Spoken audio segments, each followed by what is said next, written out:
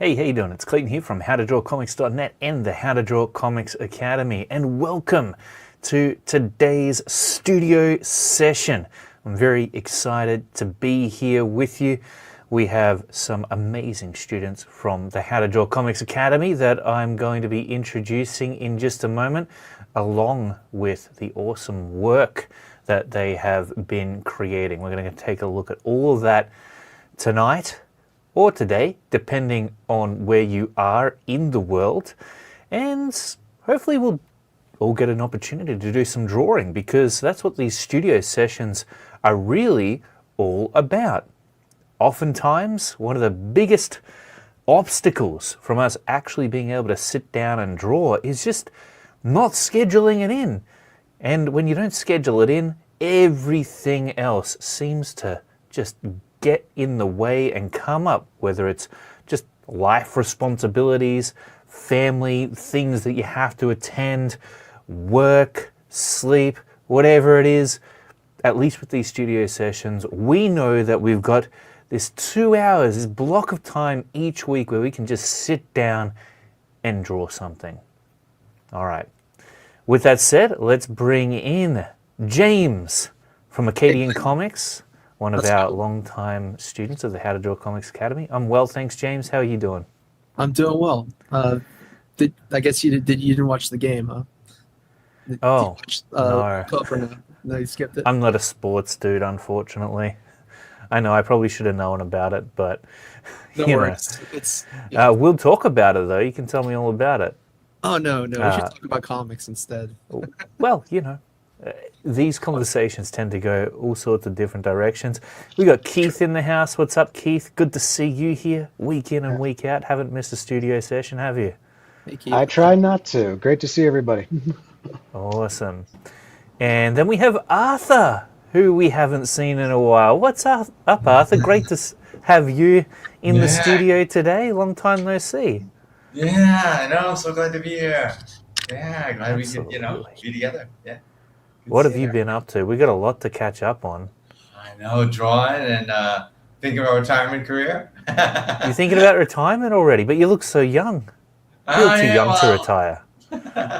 So sometimes thinking about I wanted to get into drawing. I think it's the future a little bit. Drawing is the future? Yeah, just creativity in general. I agree with you on that. Absolutely. Yeah, All right. We've also no doubt. we've also got Giovanni Mills. What's up, Giovanni? Great to have you here as always. I can't wait to see what you've been working on. Hi, how are you guys? Hey, Giovanni. Very well, thank you. Hey, James. Very, very well. All right, awesome. So, for those of you watching right now, and those, of course, in the studio, we are streaming across the How to Draw Comics network. So we're going to have a wonderful opportunity to kind of showcase what the students of the Academy are actually working on, and hear a little bit about the projects that are currently in development for them. And of course, if you are watching and you're not a part of the Academy, it doesn't actually matter too much. It just, you can totally sit down and draw along with us. But, this is a informal sort of session that we have in the Academy each week. It's designed to somewhat simulate, even if it is in a virtual manner, the feeling of really working in a studio with a bunch of other like-minded artists. So it's often a lot of fun, and I don't know about you guys, but this is one of my favorite sessions that we have throughout the week. There's a few more coming up, a few more sessions that we have in the works. What I'm trying to work myself up to is actually doing a session in the Academy each day, if not multiple sessions actually, because I'd also like to get a bit more content up onto the YouTube channels, or YouTube channel rather, but also, of course, start to build out that How to Draw Comics Academy library, which is already certainly in progress. But I look at each of the categories that we have within the Academy Learning Program, and I just think, man, I would love to beef all of these up. We got the character design category within the Academy, and I'm just like, man, there's so many more tutorials that we could add to this, or the creatures, or the environments. And obviously, when it comes to drawing comics, you essentially need to gain the ability to draw anything. And so seeing various examples of the more nuanced aspects of comic book creation, the different topics that you can tuck into as a comic book artist, like, for example, we got a tutorial that we did up there just randomly one session. I think it was a studio session much like this, where we just jumped into drawing horses because one of the academy students, Ashlyn, wanted to have a little bit more insight into that particular topic. And it was a lot of fun. It became like a formal lesson within the How to Draw Comics Academy. So, and what the really cool thing was is that his horse drawings just improved dramatically after that. He was already pretty good. He's a talented student, as many of the students within the academy are. But it's sometimes just about sharpening up our skills. We're already down the road to developing our skill set, already working on the different areas that maybe we feel need a little bit more work. Could be figure drawing, could be anatomy, could be sequential storytelling. But no matter what point we are at within the journey to comic art mastery, the thing that we all know, I think, is that this is a never-ending journey. There's always something more to learn, and that's kind of what keeps us engaged. That's what keeps this so much fun. I like to think of it like playing a video game. Once there's no more challenges left, no more levels to pass within the video game, it's over. That's it. And so the fun part really is, I think, for a lot of us, is the journey, constantly trying to push ourselves to be the best we can be, and through that process finding these new levels of ability that we didn't have before. And I think that it's safe to say probably all of you here have experienced a little bit of that. James, I know you have, constantly seeing this evolution of your artwork as you level up over time. Same with you, Keith. Matt, of course, you've certainly come a long way. Welcome, by the way, Matt. Great to have you here. Hey. So, and yeah, Giovanni Mills as well. So it's really cool stuff. All right. Well, big hello to Arta Victor Medina in the chat here. And that's a long username. Fernandos Bastian 1951. Look, I'm going to call you... Fernando. Sorry, I'm going to call you Fernando. How about that? And he says, I'm glad I've finally got to see one of these sessions live. Big fan of How to Draw Comics. That's awesome. Thank you so much, Fernando. Really appreciate you. Yeah, How to Draw Comics has been around for a long time now. It's kind of crazy to think that it's certainly been around for more than a decade. I think the first time I registered the howtodrawcomics.net domain would have been around 2024, 2013 maybe. So a while ago now. And of course it ultimately became the How to Draw Comics Academy. And here we are.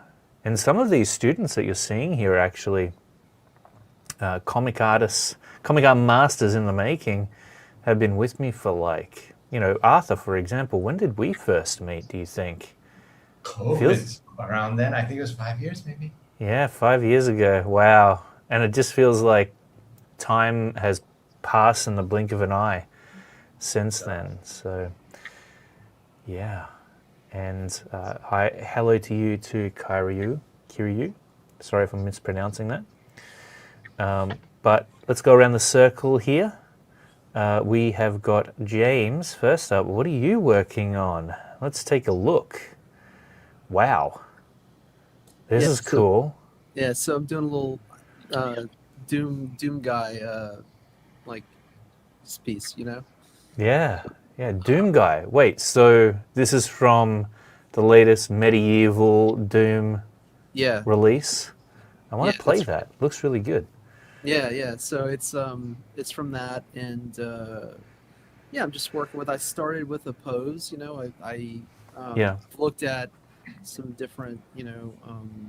I've been doing a lot of figure drawing and study, doing some more nuanced study with anatomy and everything in the figures.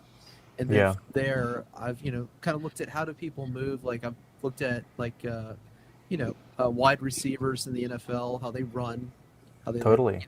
how they move. Like they'll kind of juke to the side, so they'll turn their lower waist one direction and then they're facing the other direction, kind of twisting Okay, the cool. hips. So Yeah.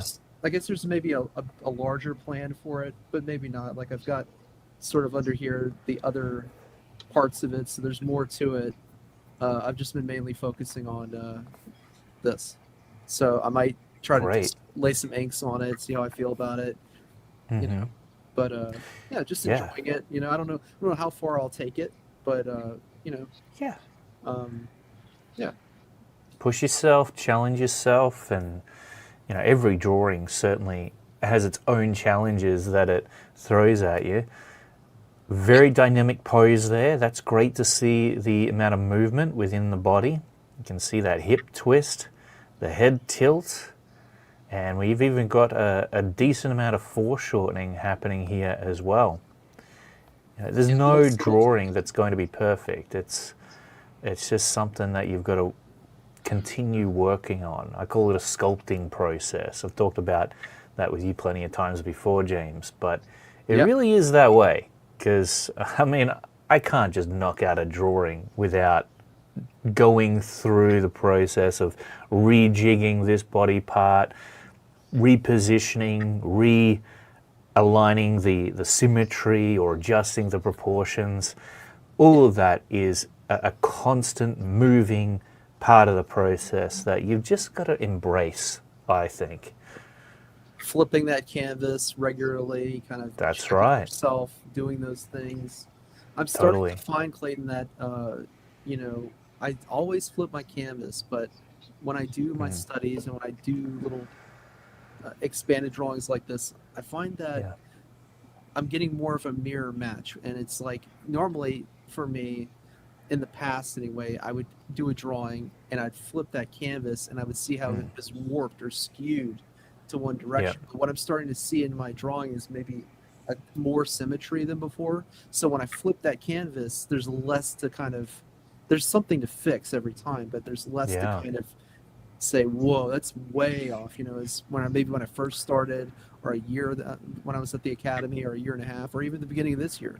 Like it'd be like, oh man, that is really skewed. I got to fix that. So For sure. but as a habit, I do it. I flip that canvas because it's but I'm starting to notice like there's more attention to detail for me now.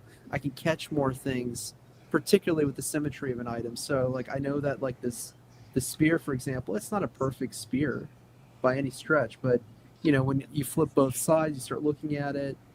But then there's little imperfections that I maybe want to keep in because it's hand drawn. It's not some perfect shape that I'm just like using some kind of dongle to make or rendering or something like that. So I don't know. It's been interesting kind of working through that. Yeah, no, totally. I it is an interesting process to go through, and it's one that's just full of learning. And what you were talking about when it comes to flipping your canvas backwards and forth, that is an interesting phenomenon. What happens is that slowly but surely, it's like your brain somehow predicts the errors that would have happened before you started flipping your canvas backwards and forth, and it tends to somehow avoid them because, at least in my experience, and it sounds like in yours, when you've been doing that for a while, sooner or later you flip the canvas and it's like, wait a second, this looks normal. This doesn't look distorted and skewed, and there's not as many errors as before. And that's a And good it's kind of a trip, to realize that. Yeah, and I feel like the closest thing I can compare it to is like zeroing in a scope on a rifle, or really zeroing in, getting your sights lined up. You're like lining up your sights, right? When I flip that canvas, I'm trying to line up my sights, and sometimes my sights are pretty close, or they're they need to be. Sometimes I need to make an adjustment, but It's getting there. It starts out all wobbly, right? Like there's a little wind and you can't quite aim right. Yeah, Yeah. Eventually you hit the bullseye though, or you get closer to it. Check this All out. right, let's take a look at Something that. else I did. I started doing today. I'm just doing these quick like sketches, and I'm doing like these little panels. And what I'm doing is I'm looking at different ways to show the same scene, and just work through that. I'm That's doing this great. framing exercise. So obviously It's nothing. almost like brainstorming. Yeah, yeah. See, here's some more here. And I put X's on the ones I think are weaker the weaker ones, and I put check marks next to the ones. Maybe I could do something with that. That's good. I came across this through David Finch actually. I think he Yeah. just recently posted. This is when I first started it today, so Nice one. not great, but it got better. Look, if you're hearing this and you're interested in the academy and you're interested in drawing, I would just say this: the more you do a thing, the next iteration that you do will be better than the previous iteration that you did when you sit down to do it. There's something about just our minds, the human mind, and just the hand mind connection, and just that generative thing. I can't explain it, but it's just that repetition. You start to like kind of hone things, So obviously these are just little doodles, right? But that was my experience, and it was just great. But David Finch has a video on framing, and what he did was he had like one line, like two people fighting on a cliff with swords, right? And then he did like 4 panels, and then he was obviously trying to follow the rule of thirds. So I had some of my cross sections here trying to follow the rules of thirds, and like see this one right here, I didn't really follow it too well right here, so I think I got an X mark on that one. But Yeah. some of the other ones I'm making contact, and I think the best one I did was probably this boat scene. I think the boat practice was, That's cool. was interesting, and I didn't expect that. What I did was I thought of like a one sentence, like, okay, what's just something happening, 2 people doing this. Maybe tomorrow will be 2 people drinking coffee at a table, and I'll try to make that as interesting as possible. Bird's eye view, overhead perspective, eye level.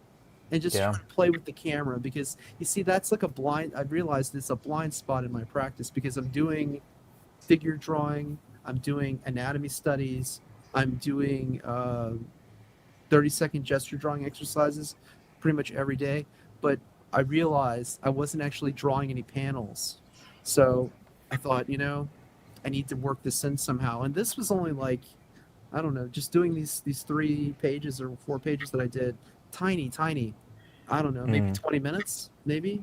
You got Awesome. You got 20 minutes to get better? Yeah, do it, That's kind of my attitude about it these days, but I guess that's enough of me, but yeah. Well, it is true what you said.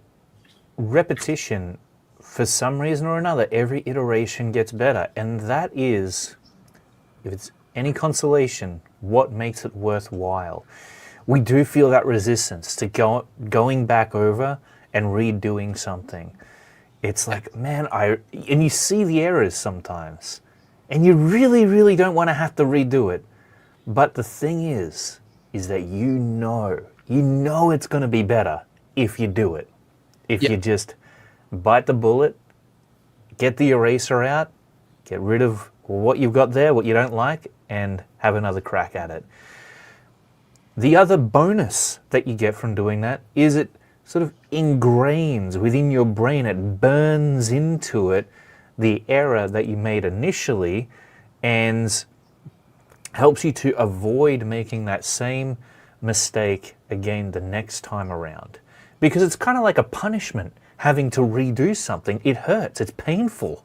It's like, damn it, I've got to like go back and redo this thing. And we remember that pain. It's like touching a hot oven. You're not going to touch it again anytime soon if you accidentally put your hand on it after you've been cooking something. So it's sort of, it is making mistakes and redoing what needs to be done to make sure that mistake is ironed out is a fantastic way to learn. It's like learning through failure.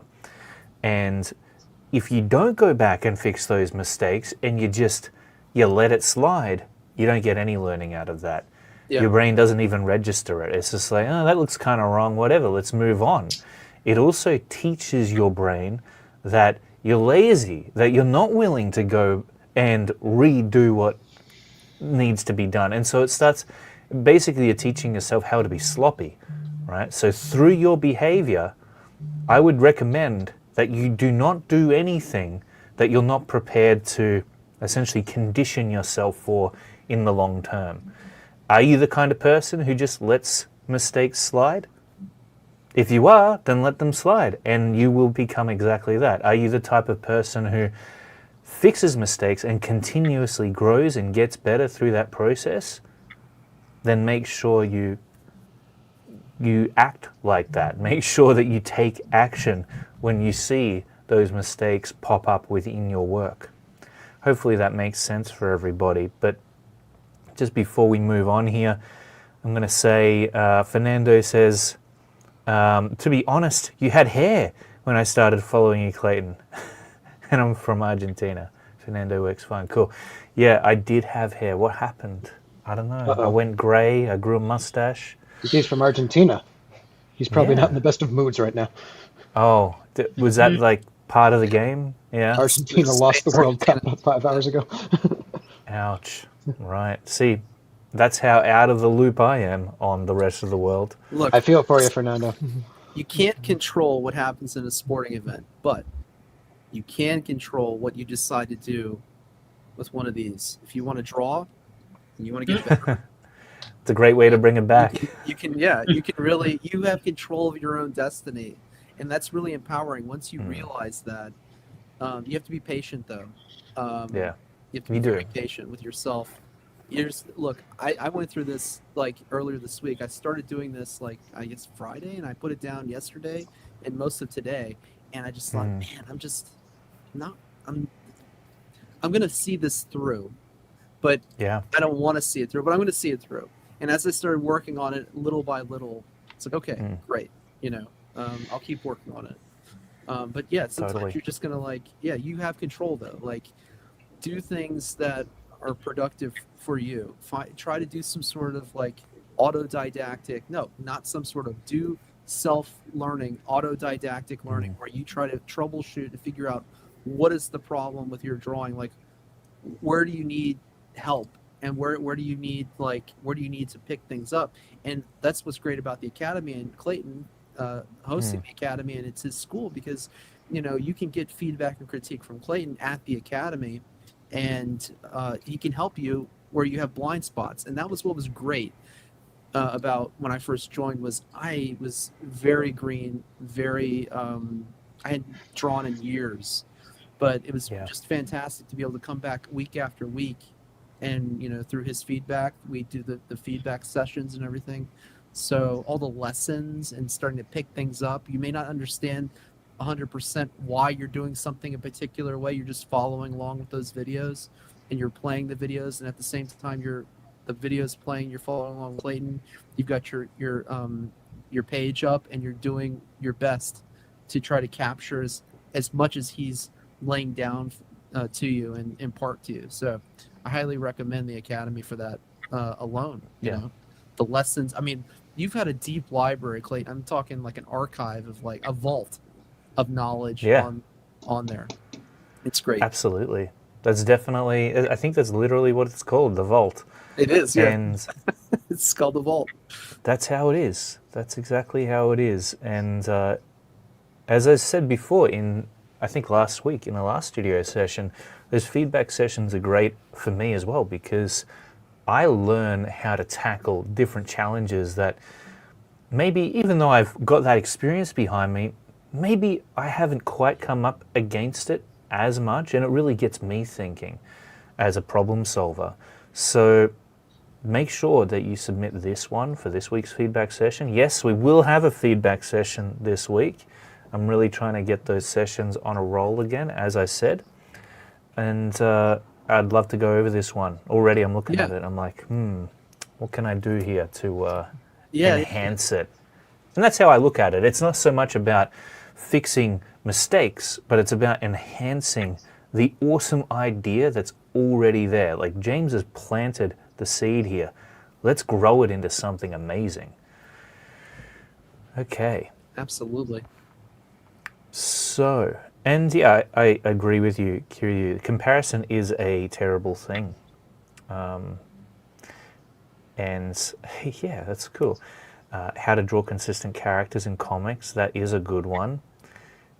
And even though some of these videos, some of these tutorials, as I'm sure everybody feels here, might make you feel like there's still so much more to learn. As I said, I think that just comes with the territory of being an artist of any kind. I know for me that if I don't have something to sink my teeth into as an artist in terms of a challenge, it becomes very boring and monotonous. It's like, like I don't feel like there's any purpose or fulfillment. But when there's a challenge that I can overcome, when I can work at my art and perfect it, that is when I'm most engaged. At least for me, that's how it feels. So I think that at the end of the day, many of us here, whether we realize it or not, are there for not just the satisfaction of creating something awesome, but the challenge that comes with it.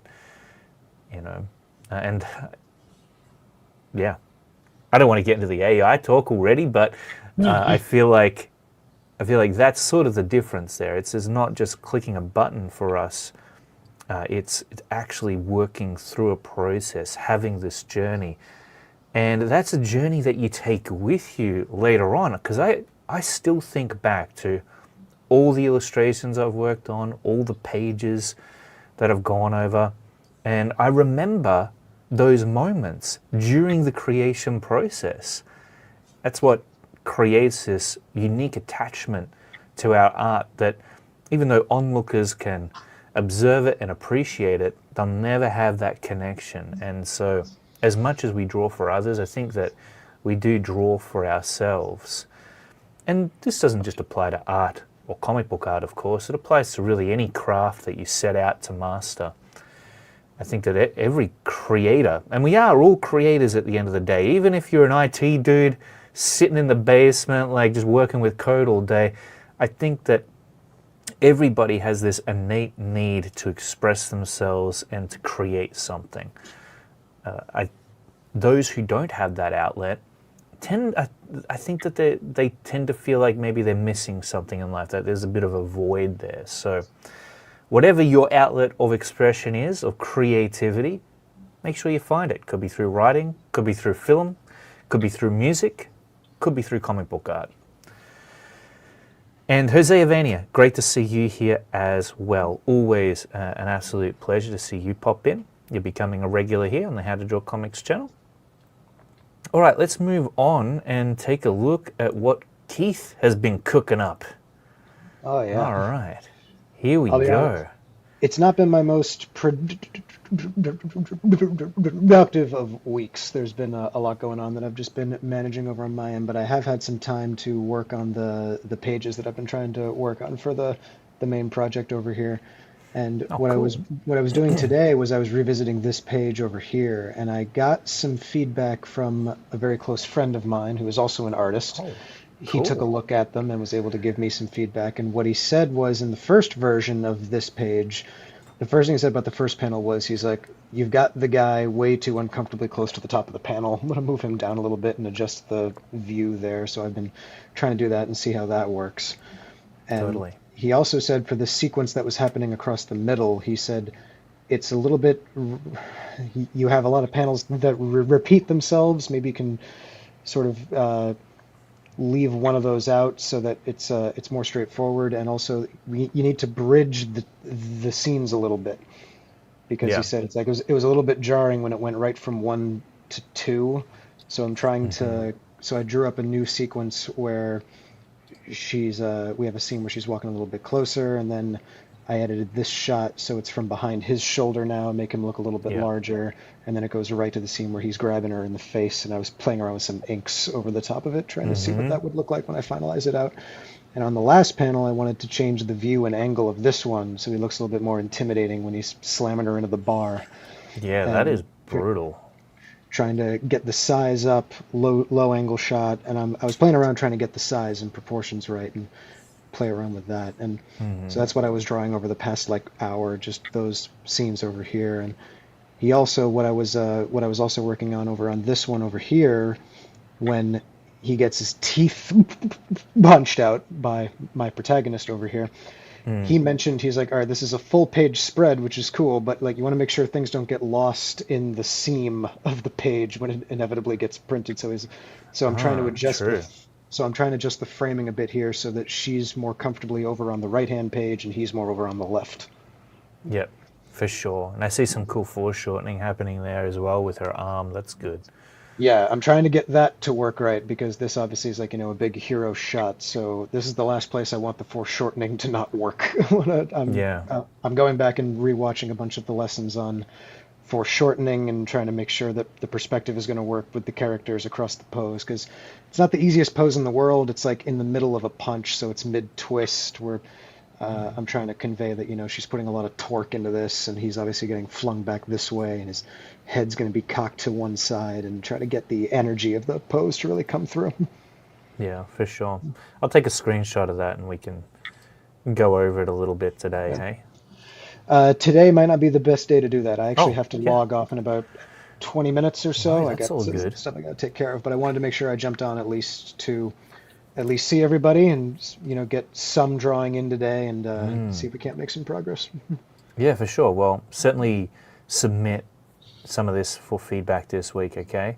Oh, yeah. I think I've got that scheduled in. The schedule's been probably much use to anybody, but it's scheduled in for Thursday, so that'll be Wednesday for those of you in the US. And that is providing my lovely lady doesn't go into labor. I was that I was day. about to ask if that was Yeah. if that had happened yet. We're Yeah, obviously it's going to probably happen sometime this week, we're I on would edge say. over here. Nice. Yeah. But yeah, congratulations Yeah, Yeah, again. I'm having another one, Arthur. Wow. I know. I know. Thank you. This is looking great, Keith, and I think that you've made some decent progress this week.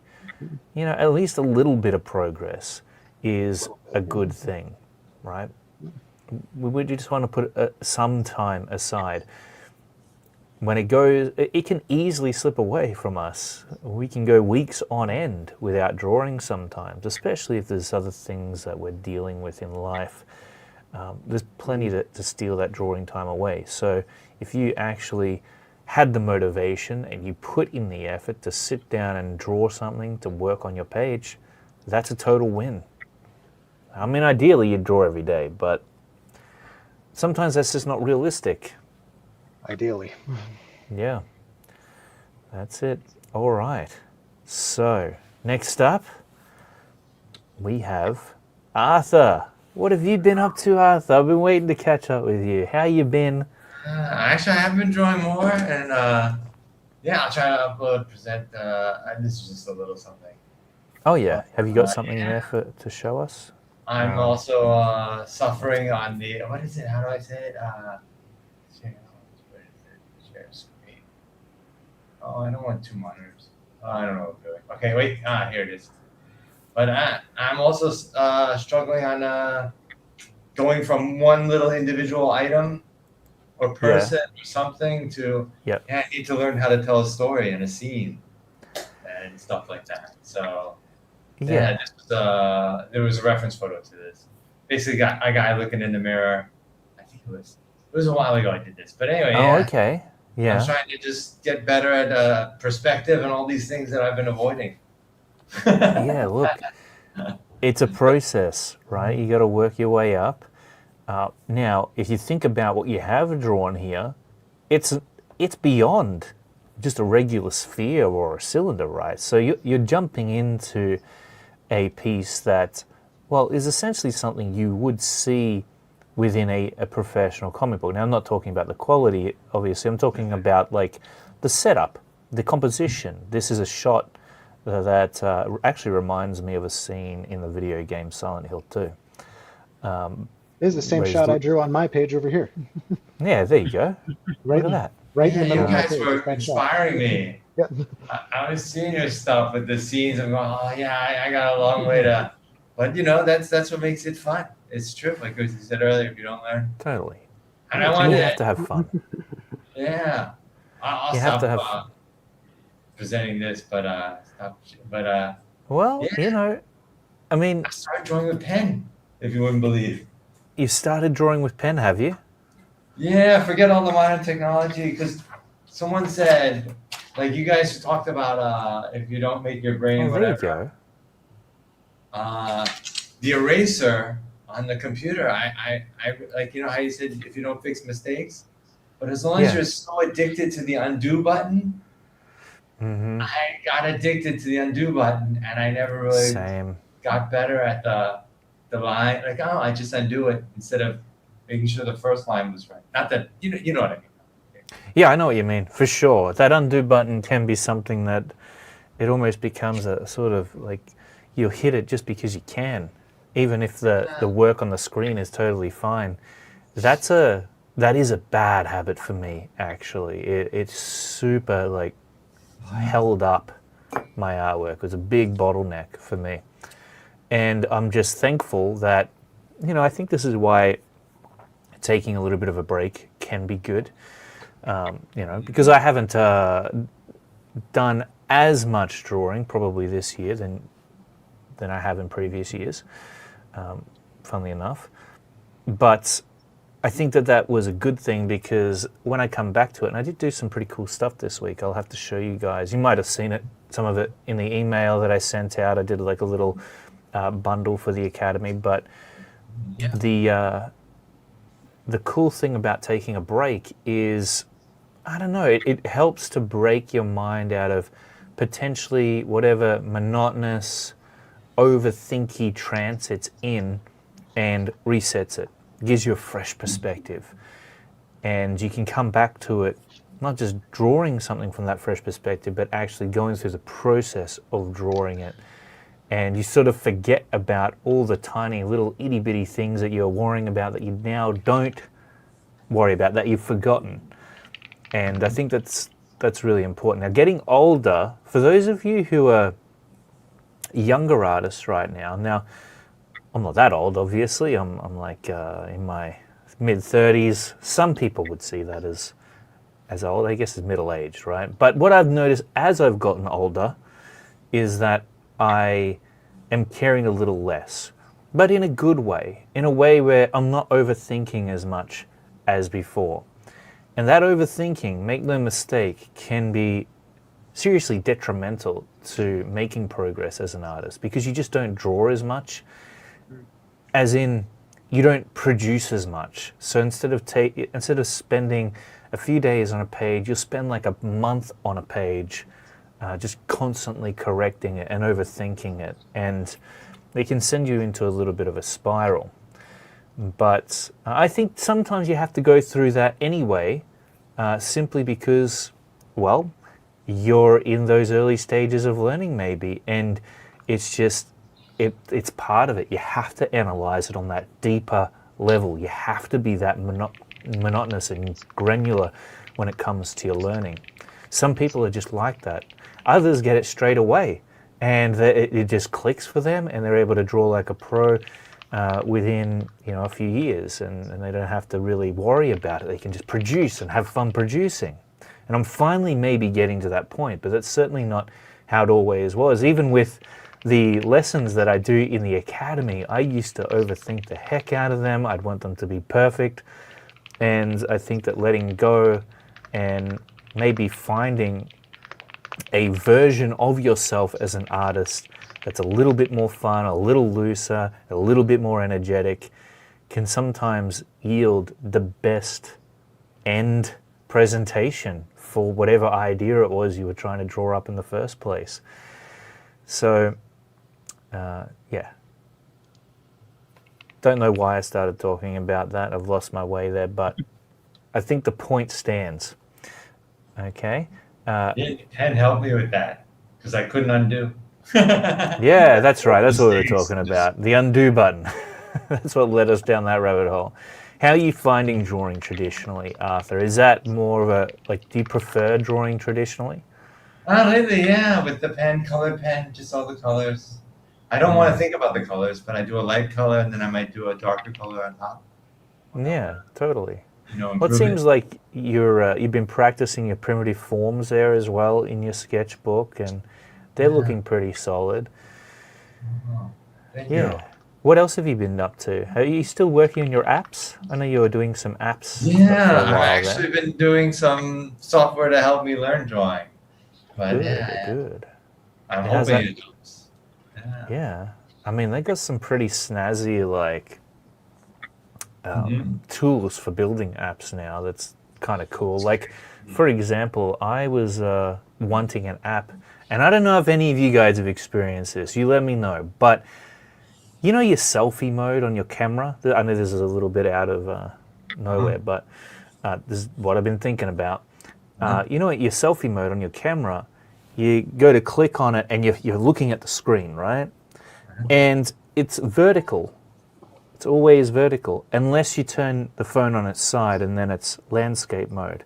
But that's annoying, right? Like if you want landscape mode on your phone, holding it on the side is kind of like, it makes the camera look weird. You know, the camera's all the way over there and it makes you look weird as a result. So I was searching for an app for the longest time to try and like hold the phone vertically, but to shoot myself in a landscape mode as if I was holding it on the side.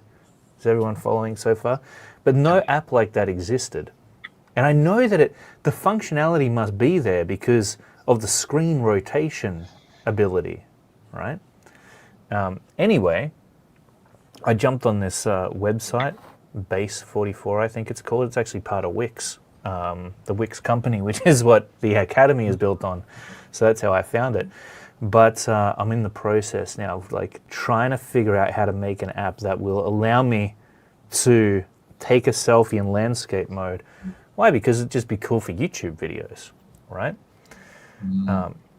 Anyway, Arthur, look into that stuff. Base44, you should try that out if you want to like mess around with making some apps.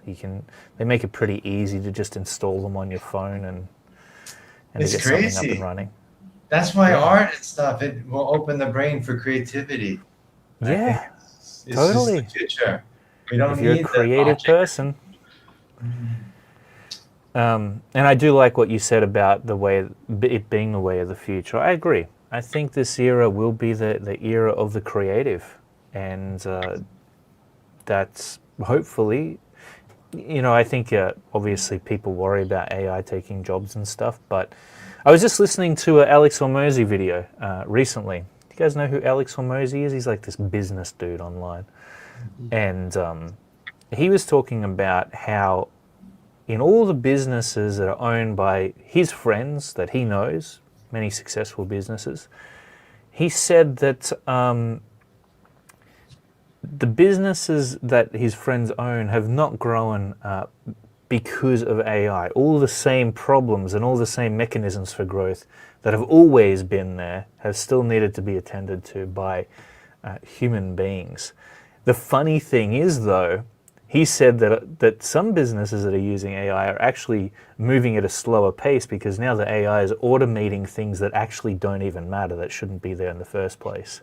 So like useless stuff, which is kind of funny. But people see AI and they're like, oh, I could get it to automate this and automate that.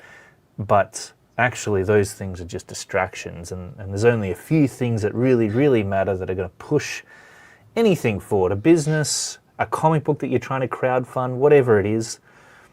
And those things really require you to be there and you to have control over that, because I think there's something about human beings that nothing else can stand in for. We think about things and tackle things in a certain way, even if there's something out there that's smarter than us. It's that human approach that is, well, obviously you're always going to be relatable to other humans, right? Anyway, moving on here. My goodness, jumping down some rabbit holes today already, aren't we? Matt, how have you been? What have you been working on lately? Let's take a look.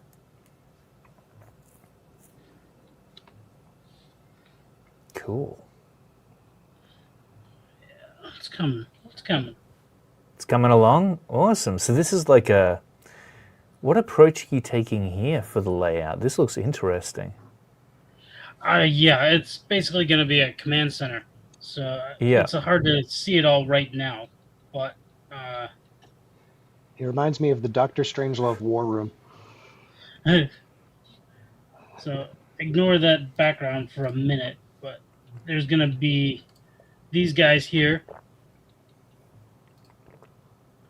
in the midst of the Oh, panels cool. that I'm doing. That looks awesome. Wherever the fuck that other one is. Okay, one more somewhere. Here it is. But basically, wow. there'll be a command center behind them.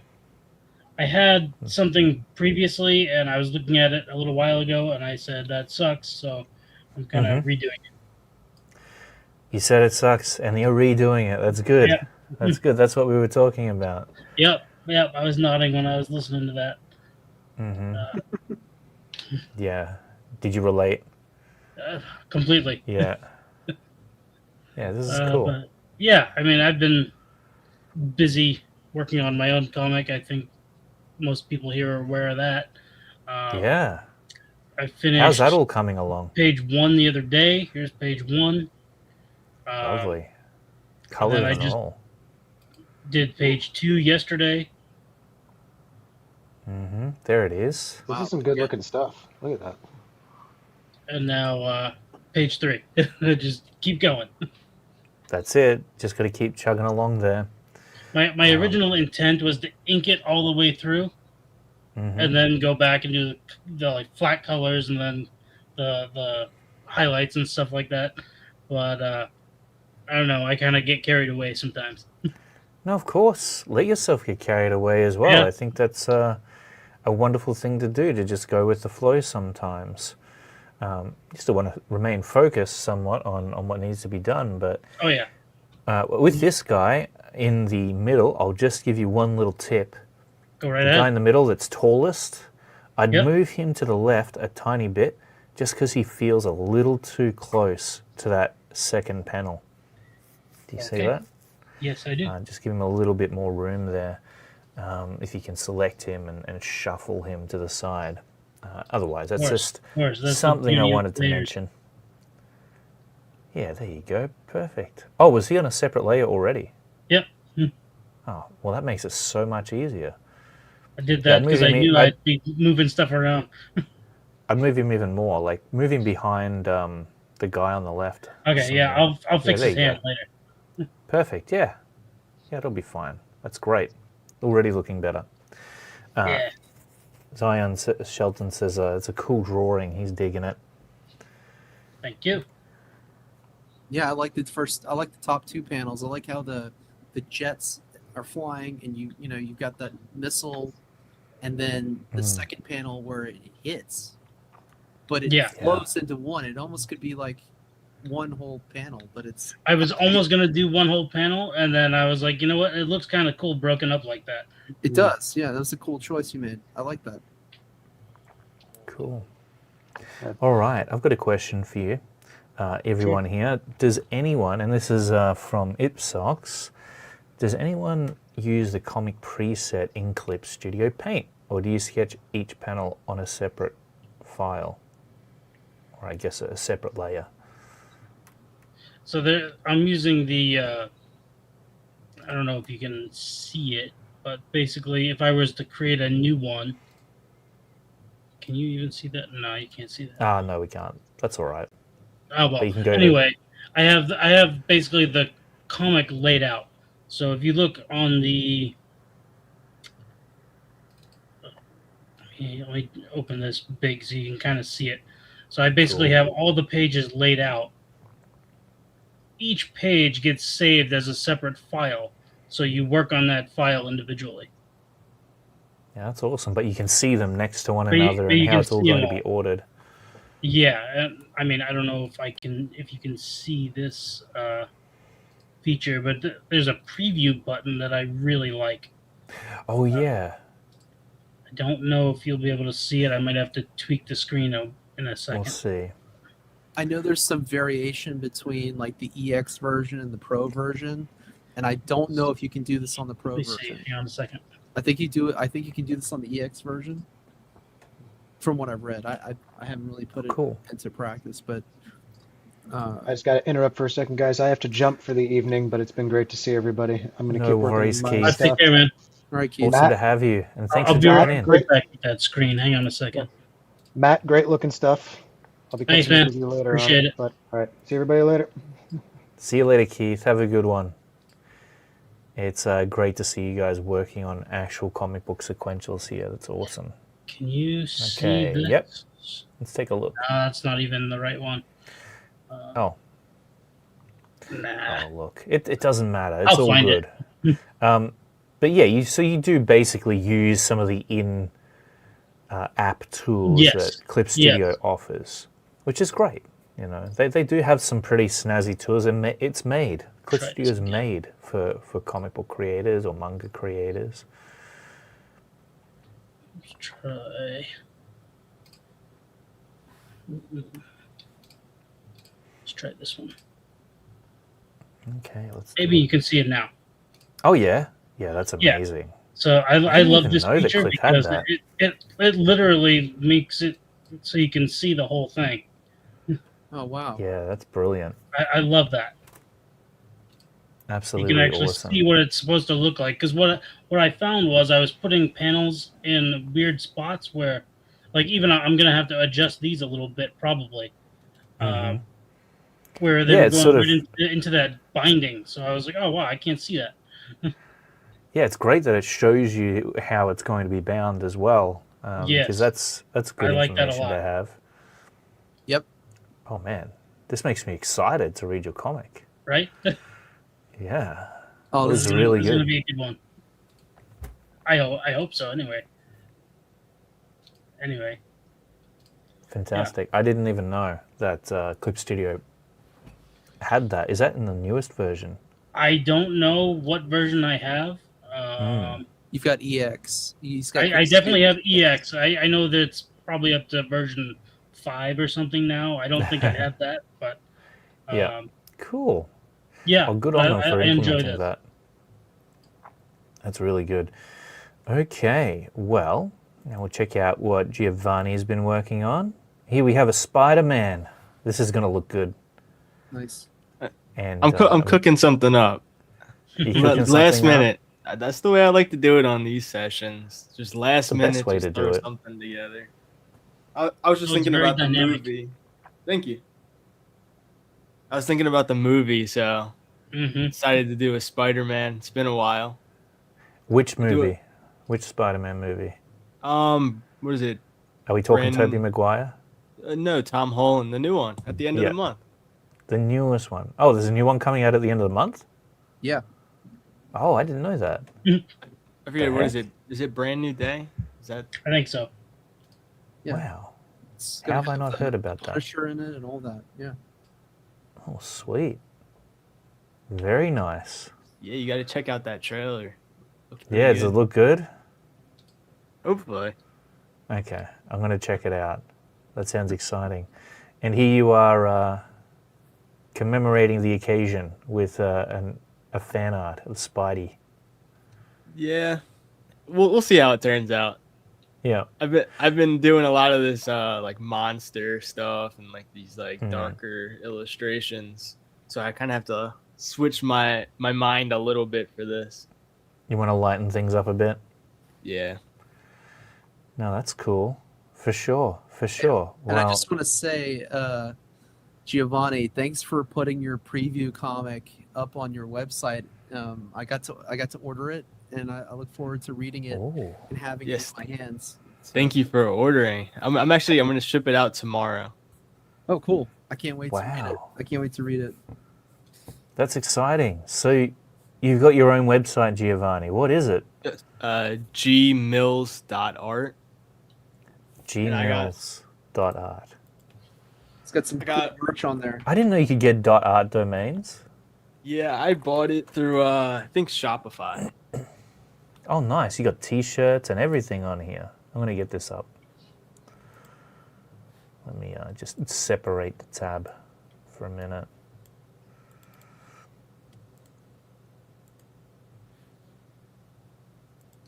No matter how much I organize my tabs, I still have too many tabs.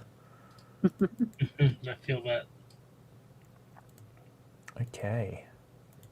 So, wow. Look at this. Can you guys see that? Yep. Oh, nice. Got some t-shirts. Oh, this looks good. I wouldn't Yeah, mind that. I don't know if you guys remember that illustration I did. That one's pretty old. This one here? Yeah, that werewolf. I did the pencil sketch of that probably I remember it. like very early this year. I think you gave me feedback on it I at one probably point. would have. Yeah. But it was just like sitting in a pile of drawings that I had on my floor for a while, and I just picked it up one day and I inked it, and I thought it went good with my book, so threw it That's together. good. Oh yeah. Oh wow. You can get like people wearing a jumper here. Yeah, so I use Printify, so it's kind of like it's kind of automated. So when people order Oh my stuff, it goodness. just goes right through, and they have like mock-ups on there already for you. So this is Printify, and so is that what the website is actually built on? It's it's Shopify, and then you can Shopify. integrate like apps into it. So you integrated the Printify app into Shopify. Whoa. And It's it just a- like automatically Right. people put in an order and they can get this. Yeah. And you don't have to do anything. The order just Well, goes no, through. all I gotta do is put the money in the account, Dude, that's and really then awesome. it just goes straight to production and then ships out. Amazing. Wow. How to Draw Comics Academy it's on the way. I don't know. Would anyone want that? Maybe not. I don't How to know. Draw Comics? What, merchandise? I'd have to make a really cool artwork, I think, for that. You could definitely do it. I'll do it. You're inspiring me, Giovanni, that's for sure. I think this is a really cool thing that you've done here, though. It's what really all of us should be doing right now is creating our own website, having our artwork up there for display, giving people the option to own it and to experience it in these different formats, like a coffee mug, for example. I use coffee mugs all the time. Look, I've even printed my own. So I think that this is a really cool approach, and I really hope that you build up your brand here, Giovanni. Get it out there. Thank you. You support all these cards too. That's good. Wonderful. Yeah, they make it pretty easy for you to make a website on there. Shopify, huh? That's what I Yeah. should be on. Wait, so project files? You can. What does project files give you? Oh, if you scroll down, I put on there some of my old project files people can buy, and they can see good. the whole process. I've been doing a lot That's more wonderful. traditional stuff now, so I don't really have as many project files. But Yeah. I just remember like when I started out, sometimes I just want to go through project files and see the process. Absolutely. So Yeah, you've that's got nice, that you've offered that. yeah, I think that's fantastic. And wait, so you can get phone cases as well. That's Yep. great. I have one on my phone right now. Ah, do you? Nice. That's wonderful. Man, great way to advertise your artwork too, putting it on your phone case, Well- because for sure people would be asking about that and you could easily show it to them. Well, I found what's also good is I have a few shirts of wow. my own artwork, and it actually ends up you end up having good conversations about that because somebody will be like, "Oh, I really like your shirt," and you'd be like, "Well, actually, this is my art. I'm trying to represent myself, so Oh check yeah, me out." for sure. Absolutely. Like if I'm out on the town, like maybe I'm hanging out with Corey or something, and every now and then someone will ask you what you do, and I always tell them, I teach people how to draw comics, and they're like, "What? Wow!" And then I say, "Yeah," and I tell them to check out my Instagram account, and they check it out, and it's a great way to get followers, because I mean, what we do is pretty interesting. Like it's out of the norm a little bit. So when people can see that you can draw and that you do draw, it's sort of novel for them. So yeah, great stuff, Giovanni. This is really cool to see, the vessel. Love it. Sort Yeah. coffee mugs on the way. Kozel coffee mugs. I've actually got a few of them for myself. Sorry to keep it all to myself, guys. I'll have to make it available. But yeah, that's awesome, Well, think about Giovanni. it, like Clayton, with if you do go the Shopify route, all that stuff is made to order. You don't have to fulfill it. You don't have Yeah. to ship it. So you bypass the whole Aussie US shipping. Well, after our conversation last week, I looked at those rates. That's real bad right now. Yeah. Yeah, ouch. So you should be able to do that, and if you wanted to, and it wouldn't cost you to ship any of it. So true. I should do it. I should check it out. Yeah. I think that'd be a lot of fun because, I mean, you could do that stuff up for anything, anything that you want to set out upon. Even if you were working on who knows, like you could do a whole lineup of just pinups, like Louis Royo, for example, or J. Scott Campbell. You could sell prints, you could sell calendars, you could sell coffee mugs, whatever. Yeah, especially given the fact that we're creating visual material here. There's a lot of opportunity there. Visuals being one of our primary ports of perception. It's kind of awesome to explore that. So I do hope that seeing what Giovanni was creating there, I hope that inspires everybody to sort of start thinking about, okay, well, I had these hopes and dreams for my art. A lot of the time we get stuck in a one-track mindset about it. We think, there was one guy that I was mentoring who was just intent on creating a portfolio to submit to like Marvel or DC, which is great, but at the same time, why wait for those companies to call you back when you could start creating your comic right now? And he had created a bunch of content already.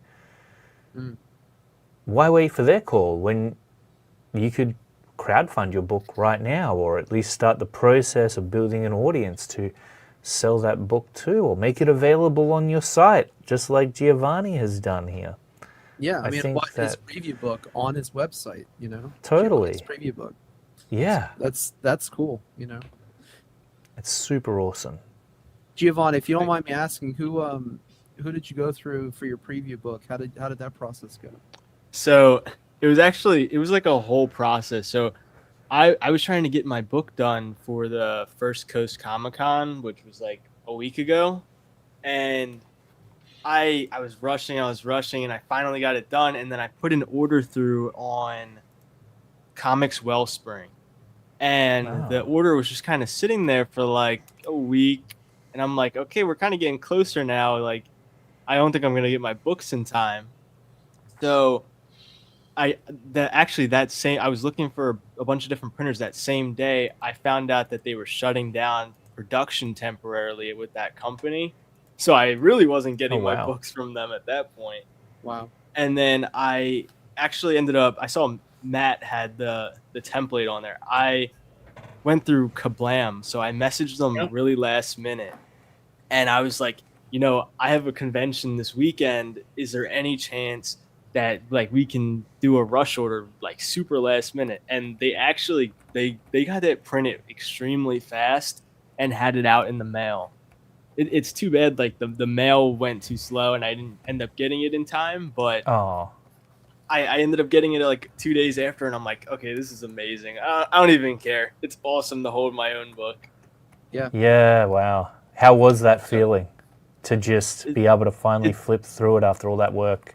It's quite surreal. I mean, I've been working on like the same project off and on for like a year, so to actually like hold the tangible book in my hands, it was awesome. Yeah, that's a great feeling, I'm sure. That's really cool. I'm just going to draw up like a random head here, see where we get with it, just for fun, something for fun. And I guess I'll talk a little bit about it as I'm drawing, because I think of things along the way that might be helpful. One thing that I'll say is I've sort of changed up my approach to drawing and rendering a little tiny bit. One interesting aspect about that is I don't bother drawing in a draw line just yet, or even maybe like I'll sort of have an idea of where I want to bring the chin down to, like the face length, but I get to about this point and then I'll actually start sketching maybe a bit of a neck here, just something to indicate like the pose potentially.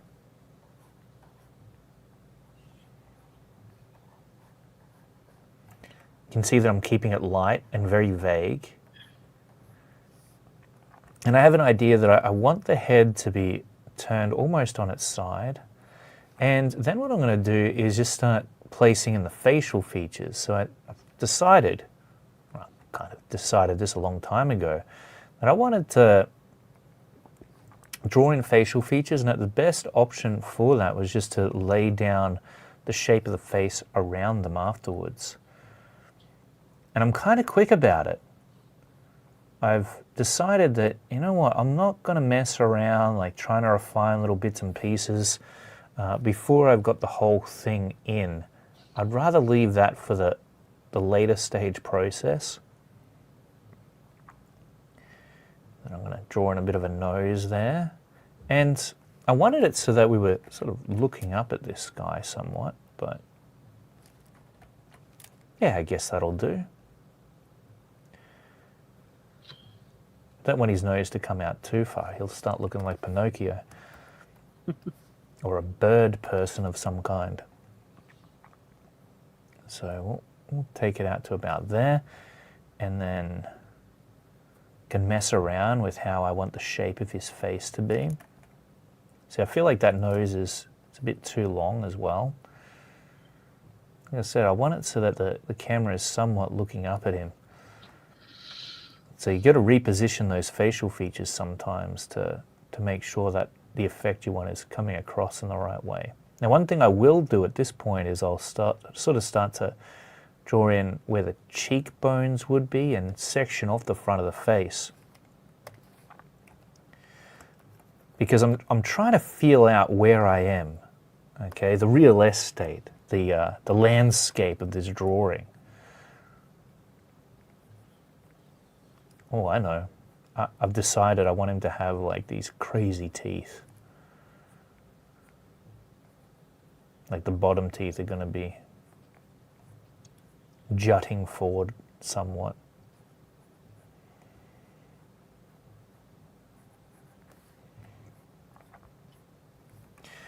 See, this is really going off the reservation a little bit, so I'm going to undo that and have another crack at it.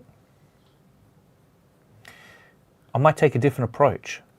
You know, sometimes that's what's required, because his head was just looking way too long there, and I didn't want it to be that long. So now I actually have sketched out somewhat of the outside of the face, completely contradicting what I just talked about before. And sometimes you'll just have to do that. You'll take one approach. Not every approach actually works out each and every single time you execute it.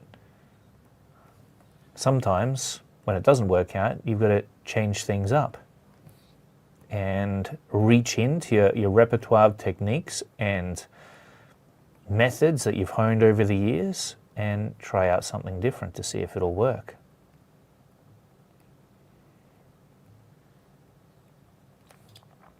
Which is what I am doing now. And so the positioning of this guy's chin might adjust in a little bit as I bring the drawing to a close, as I continue progressing it forward. We could give him a sneer too. Let's do that. We'll have him baring his gums a little. I'm trying to find the courage to do more interesting kind of grimaces and facial expressions. Yeah, totally. You got They're to step out fun. of your comfort zone a little bit, and I mean, Oh, sometimes yeah. you're gonna start it, and it's like, oh man, it looks goofy. I don't know, They can look pretty goofy, yeah. but just trying it out. I mean, I even tried it with Doom Guy here. And I Oh, decided, yeah. no, I can't go. I can't do it. I can't do it. I don't have the courage to do it. Didn't work out? It didn't work out how I thought. So I said, okay, let me just get Aw. something. Let me get something in place. Yeah. That's all right. That happens sometimes. And then sometimes you're just not feeling it. It's like this just doesn't feel like I don't feel like you would be doing this at that Yeah, moment. exactly. So it's like, am I being true to what's going on here? Yeah. I don't know. It's a strange but- thing. Yeah. But you tried anyway, right? Just to see, because it could work. It's not like you know for sure until you try it. So That's true. sometimes you've just got to be brave, take some risk. No risk, no reward, right? Mm-hmm. No guts, no glory. That's right. Oh, okay, so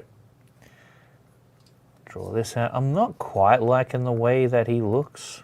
I'm not vibing with it. So let me just bring this up a little further, maybe to there. See how I feel about that.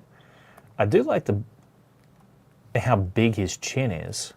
That's pretty cool. Yeah.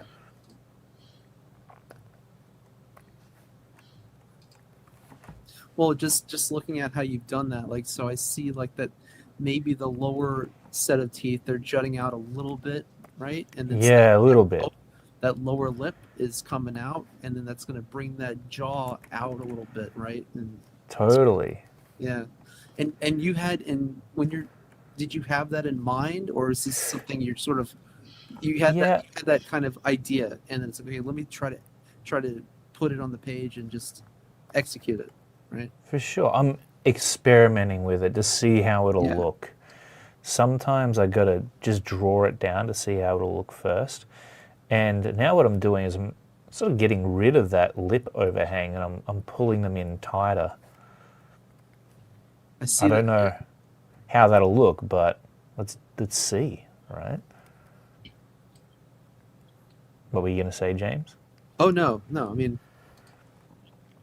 it's all good. Yeah. Oh yeah. I don't know. I'm getting maybe a Frankenstein vibe off of him right now. Like I'm getting like Ren and Stimpy vibes too. Like, how Oh, yeah. extreme, like,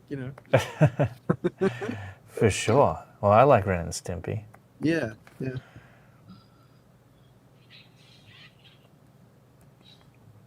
Yeah, I'll. My challenge here is going to be finishing this guy, like to I guess a tight sketch. So this is the first phase of that, just dropping in a little bit of a game plan. Oh yeah, he's got a bit of an alien vibe now. Maybe I can make him an alien. Yeah, he's like I'm getting sort of like an apocalypse vibe looking at him.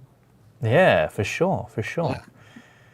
And we'll make his neck nice and thick too. So even though his head is elongated back, we'll have his neck also extended further back as well. That's what I look like. Well, at least when I look in the mirror, that's what I look like. What, like a crazy alien? Oh yeah, just massive neck, cute, Yeah, jutting cheekbones, super Handsome. masculine. very handsome. Okay, cool. Like you could almost give him a lizard type vibe with a head like that, with a neck like that rather. Oh yeah. Okay, sweet. So this is kind of all I need. Like one thing that I've been really trying to push myself to do is to jump in there with a tighter pencil after I sort of get to this stage and just start laying out that rendering. So we'll do the final muscles on the neck here and just see whether or not we can get away with starting it now. Okay, there we go. So go ahead now and make sure no one's here sitting in the studio waiting to get in. Okay. Beautiful. Silence Drawers says, Yeah. "Damn, I'm getting so much knowledge right now. Thank you, guys. No worries." Also says, "I want to start doing cons next year. Any advice for a newbie?" A few of you have done some cons, right? Yep. The Any biggest advice for a newbie biggest there, Matt? hurdle is to just do it. It sounds do it? stupid. Yeah, it sounds stupid, but it's going on their website and filling out a vendor application. See what happens. Yeah. Is that so? That's what you did, and you heard back from them, and Yep. were you surprised to hear back from them? Yep. So what do they do? Do they kind of like look through your portfolio or something? And I have no idea. right. I know the few that I've applied for, you have to send in a portfolio, your business I website. always attach my stuff website, like that. so I don't know. Right. So you have to have a website, maybe. Would be Yeah, a good start. That's a good start. Nice. They normally say website or portfolio link. Yep. Oh, Mine okay. says- At least if you had like an art station or some kind of portfolio website. Mm-hmm. For sure. By the way, as you're laying in this liner, you can see I'm sort of applying some shadows here as I go. It is good to have an idea of where your light source is going to be. So I'm thinking mine's coming from this direction, right? Just a little mindset tip there as you're working. Helps keep things consistent. One of the big mistakes that a lot of artists tend to run into without even realizing it really until the end is that the light source and the shadows that were cast from that light source are a little inconsistent.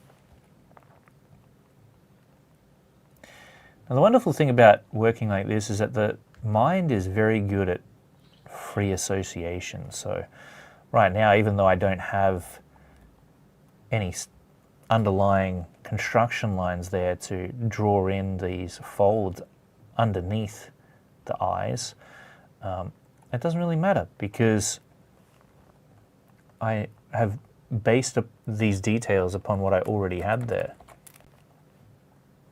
And that's what the mind is good at. It sort of takes a little bit of what you give it and it turns it into magic. I'm going to get a decent amount of shadow happening under his eye because what that's going to suggest is that he's got a pretty decent brow ridge that's casting that shadow around the place. All right. Of course, I've got to get this cheekbone action happening. Now here what I'm going to do is start adding in a little rendering. I've really tried to put into an effort not to overthink things too much these days, so I'm just going to go with it and see what happens. Probably don't need any rendering there.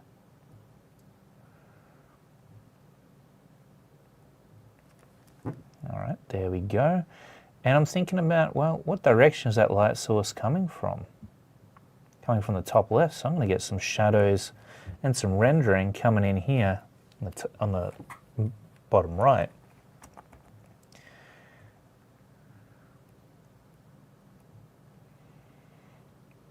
So that's where this rendering is going to come in, and we'll lighten it up as we pull it out of that shadow.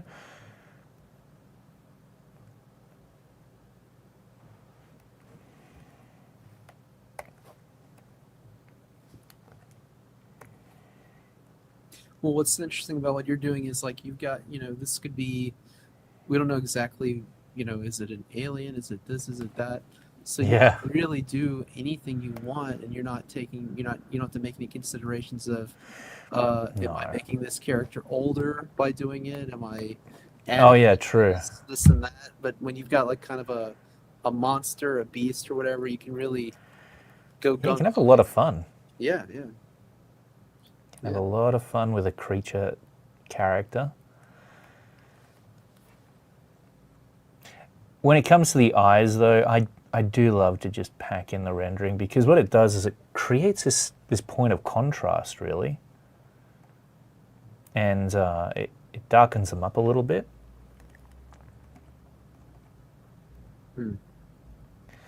One thing with rendering, by the way, is that you can use it in place of a contour line, so you don't even necessarily need to outline everything. You can suggest some forms with rendering. So check this out, right? Like if we wanted a little bit of form coming in here where the jaw is, we can just render in some hatches, and that'll work. Now, one thing that helps me to figure out how much rendering needs to go in a certain spots is just through the shadows alone. So down here I'm going to have some larger shadows around where the neck is, which means inevitably I'm going to have a little more rendering.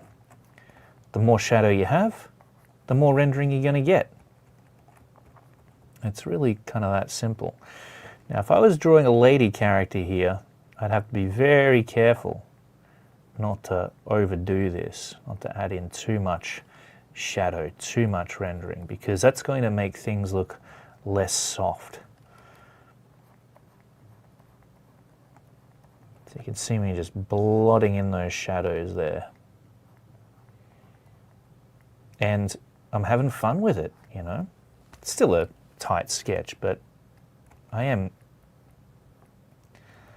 trying to start refining things a little bit more clearly as I work here. And I can hear the steady strokes that you're using, the nice... The steady strokes, a little bit of ASMR here. Yeah, exactly. For And that's sure. something that I didn't get right away. You know, I find that when I'm getting results, it's because I'm loose, and I'm letting those lines kind of flick and go. And For sure. I really enjoy drawing more when I'm doing that. When I start to do the, you know, that's no good. You know, it doesn't. That's when I have problems, or run into problems, rather. You know. Yeah, totally. When I'm too tight and I'm not loose, or doing nice long, you know, pin strokes. Oh, absolutely. Yeah, that's Took time to learn how to relax a little bit to do that for me. Isn't that funny that it actually takes time to learn how to not be so neat with your art? Because everything I'm laying down here, I can just go back and refine later on. I mean, I could ink right over the top of this and have all the information I need there, or even the drawing itself, I can just go back over the top of and tighten it all up. And what's crazy with the pencil is it already looks sort of inked because it's black pencil, you know? Yeah, right? It's sort of a strange world we live in with digital artists, like having these dark pencils, you know. For sure. But I've and come part to of me appreciate the digital inks more now as I practice more with it, you know. Oh yeah, totally. Actually, I should have digitally inked right over the top of this guy. Oh well. We won't mix it up now that we've settled on the pencil tool, but yeah, so I'm trying to be a little more faster these days, just because as well, like, I don't have the patience left. I'll get bored on this if I spend too long on it. Right. That's the thing. Yeah. I've noticed if I spend more than a day on something, it becomes daunting. It's like you. Yeah, I lose motivation. Yeah. Yeah. So I try to get it done a little quicker now. Now this, at least when I'm penciling like this, I don't know, if I'm inking, maybe that's going to be a different story. We'll see. Depending on what I'm working on next, but I guess it's fair to say, though, right, that the way you're moving your hands, your methodology, the style in which you're working with your pencil, is it the same for the inks? For you? It is these days, yeah, for sure, for sure. You know, if I'm jumping in on the inks here, I could easily start laying in shadows like so right into the neck. Let me turn up that stabilization. Yeah, so I can jump in here with the real G pen, and I can go in and I can add in these render lines as well, just like I'm doing with the pencil tool. Mhm. Although the stabilization, I wish that was a little more higher. Whoops.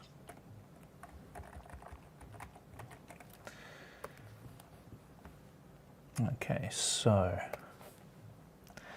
keep on going here. Again, I'm applying line weights as I go. I would suggest really being mindful of keeping your contours light in the areas of the drawing that are going to be most lit. So, for example, around the top of his head here. And we want to create that variety of thickness within the line. That's important to have.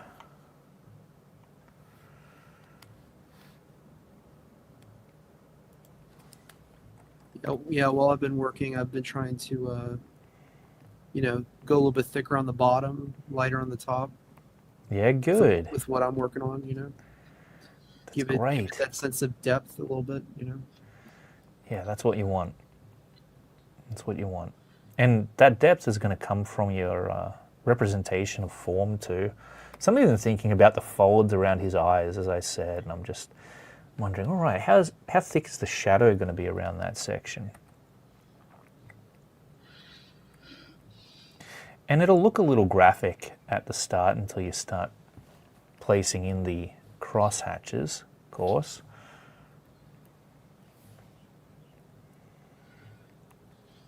You can add in a little bit of a fold there around where this muscle here. So I'm thinking about the muscles of the face as I work too. There's a big muscle around that section, around the muzzle of the mouth. And why don't we go ahead and in a little rendering coming up there. Might adjust that actually. So this is a great way to just blend shadows into the rest of the face, this rendering process. And you can see I do get a little more tight with my lines there when it comes to the rendering. If we want, we can even get some cross hatches happening in certain sections, like so.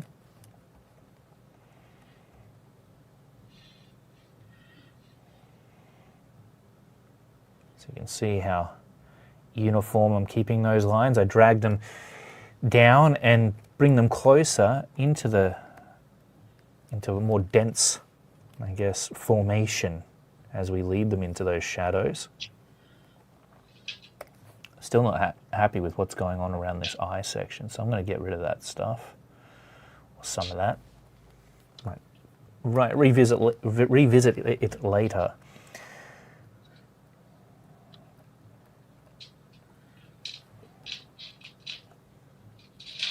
Okay, and we'll add in some rendering here.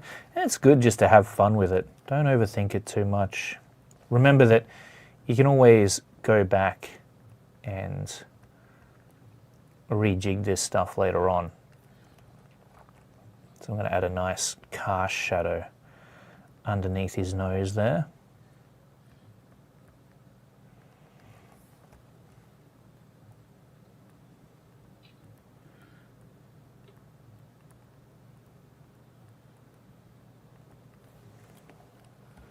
Okay, great.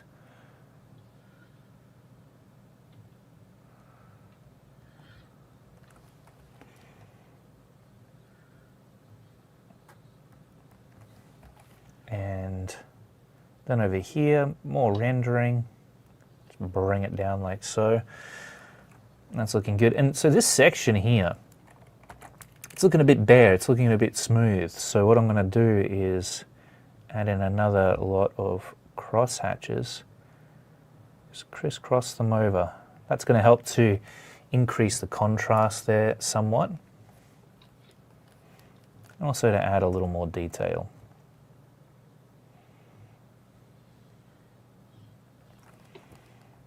The same thing there with his chin. We'll make it look a little ripply, as opposed to just super smooth.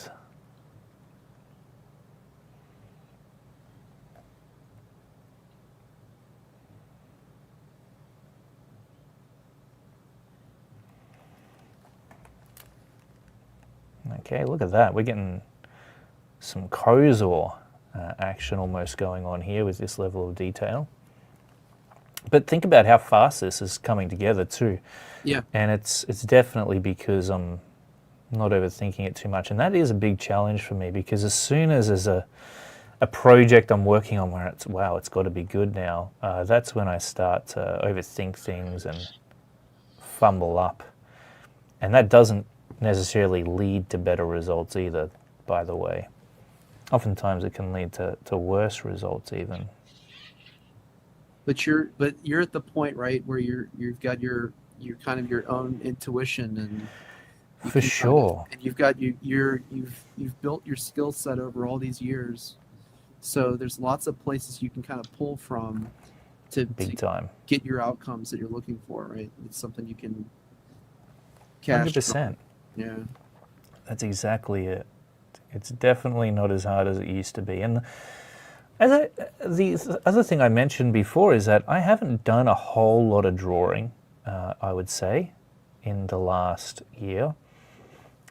Just because I stopped taking on commissions and I was doing a little bit more teaching, so I wasn't doing as many finished drawings, you might say. But it's not like my skill went anywhere. Right. I don't know if other people get rustier when they haven't been at the drawing board as much, but for me at least, I find that sometimes the break can do me a little bit of good. And so if you ever worried that taking a break is going to make you a worse artist or something, or you're going to lose your talent, don't be so sure about that. I know that Brett Booth has said that he needs to draw constantly because he's got a bit of a rhythm going on. But for me at least, I like taking a break from time to time to reset, to recalibrate.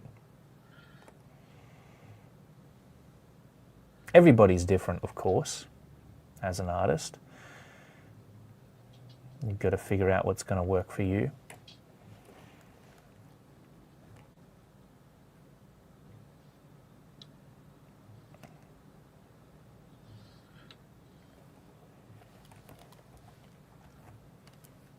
Okay, and here we'll create a little bit of an indication of that back jaw muscle.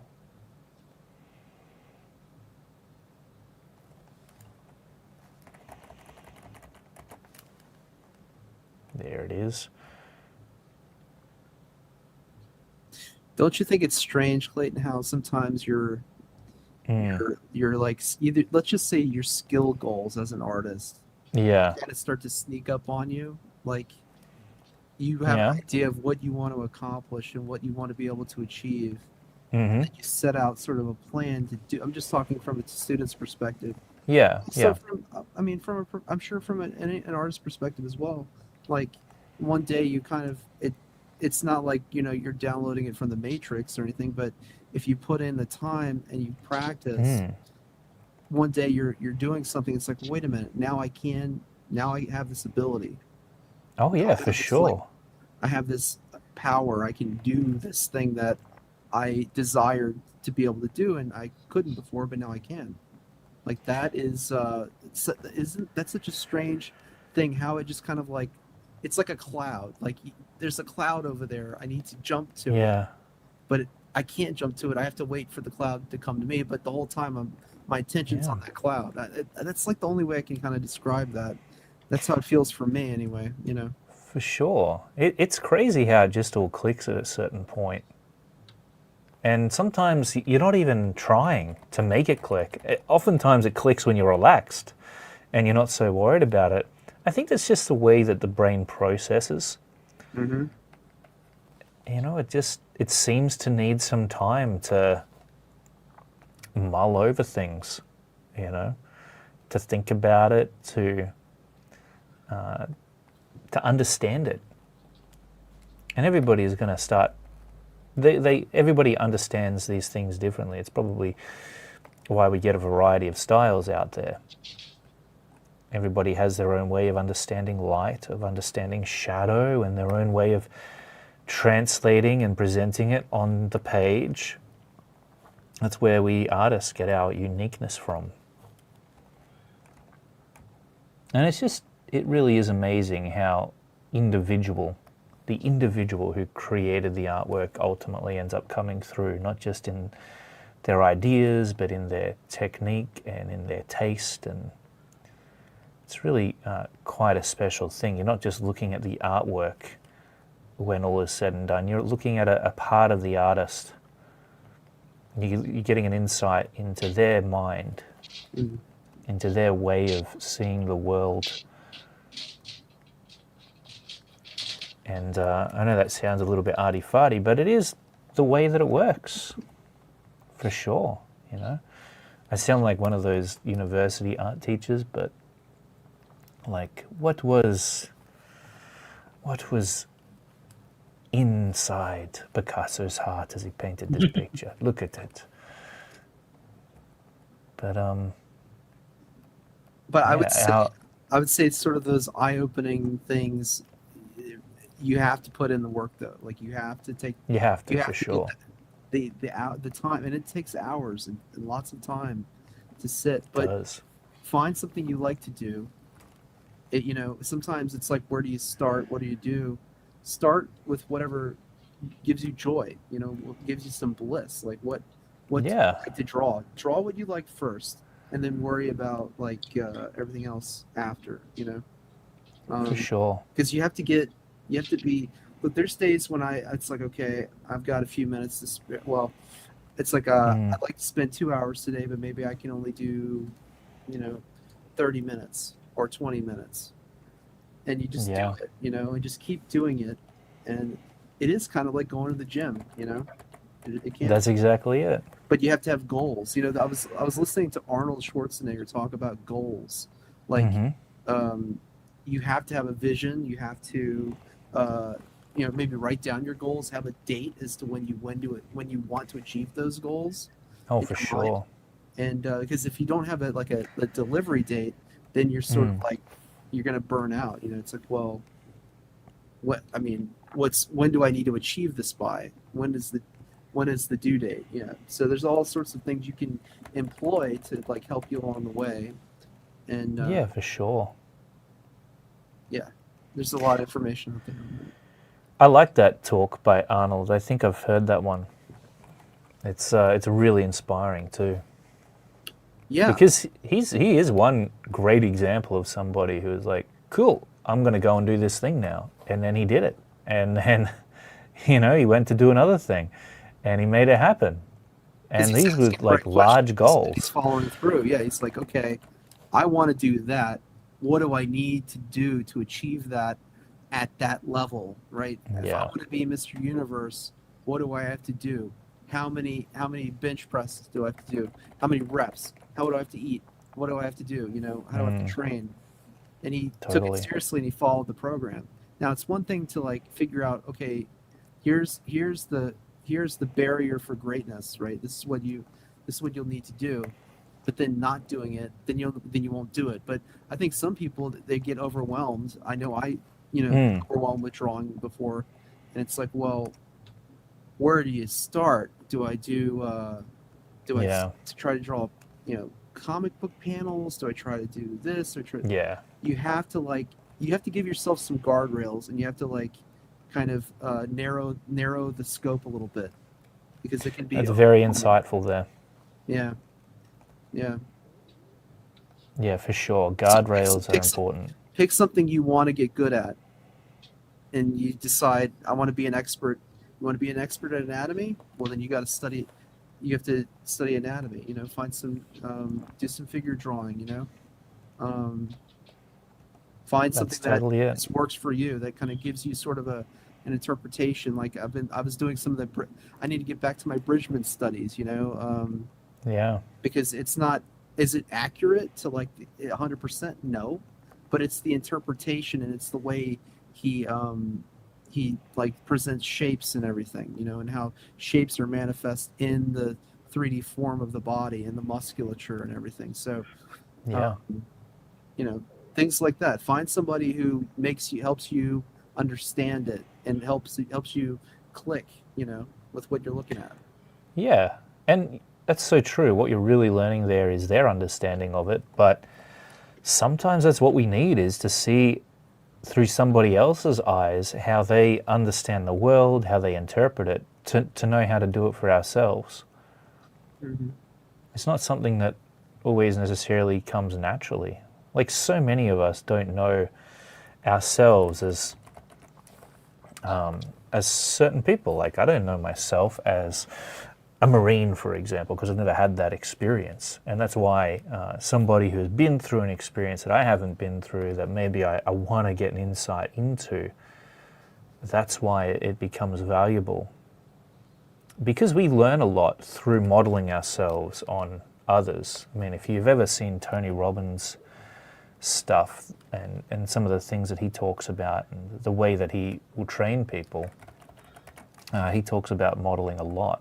And it's pretty amazing what can be achieved through that. So if there's, let's say Todd McFarlane, for example, if you want to go into his footsteps and travel along that road and sort of end up in a similar position to what he ended up in. Now, he was coming up in the game at a different time, obviously, but still, the mindset, the tenacity, all of that can be learned, and it's certainly going to take you a long way. It's going to get you to a certain point, even if it's not the exact same, even if it's not a replication of what he ended up achieving.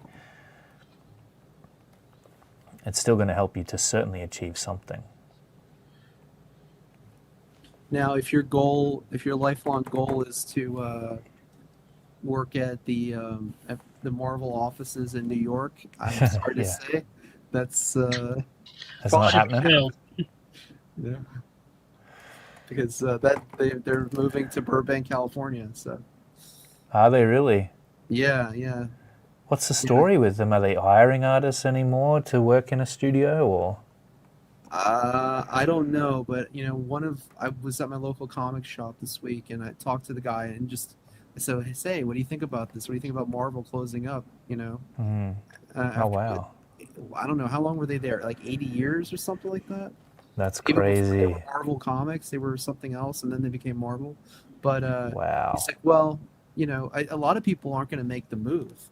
Probably there's like 100 staff members, I think, at that office. Oh, And wow.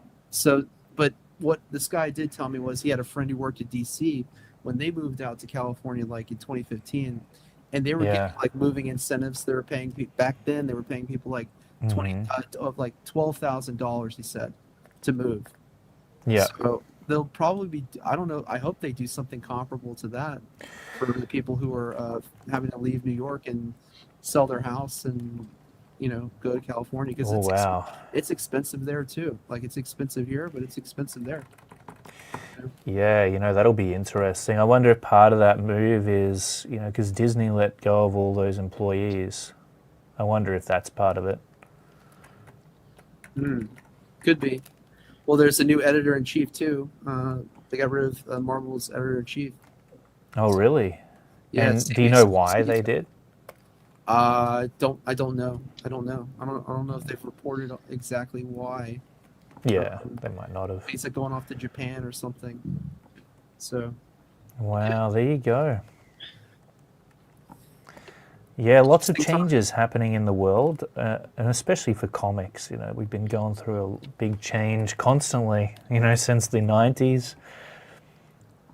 It's comics has seen like the digital age, the way of doing comics digitally, and that shook things up. We've certainly seen the ups and the downs of the popularity of comics altogether. As video games and more like overstimulating activities started to pull attention away from the medium, from that particular medium of entertainment. But here we are still, and I'm sure that it's not the final form comics are going to land on. Mm-hmm. I think that there's still definitely more evolving to happen, not just with comics themselves, but the industry and how they're consumed and how they're made. It's going to be an interesting time ahead. I don't think comics are going anywhere, though, because people have certainly always told stories through imagery, visually. You can see that going back to the ancient Egyptians. Here we still are. We're still doing the same thing. So comics are definitely here to stay. I would say it would just be insane for them to all of a sudden, for some reason, die out now. I don't see it happening. But you know what's interesting, Clayton? Like, like I said, I didn't draw for a long time, and then I moved here to New York, and this is like the comic book mecca. This is where the medium was really kind of born in New York City. So like, there's something to the energy here that lends itself, and I think that it is sort of, from that perspective, it is sort of an end of an era. Oh, okay, yeah. Where that's just not going to be a thing anymore. Because Marvel's heading out.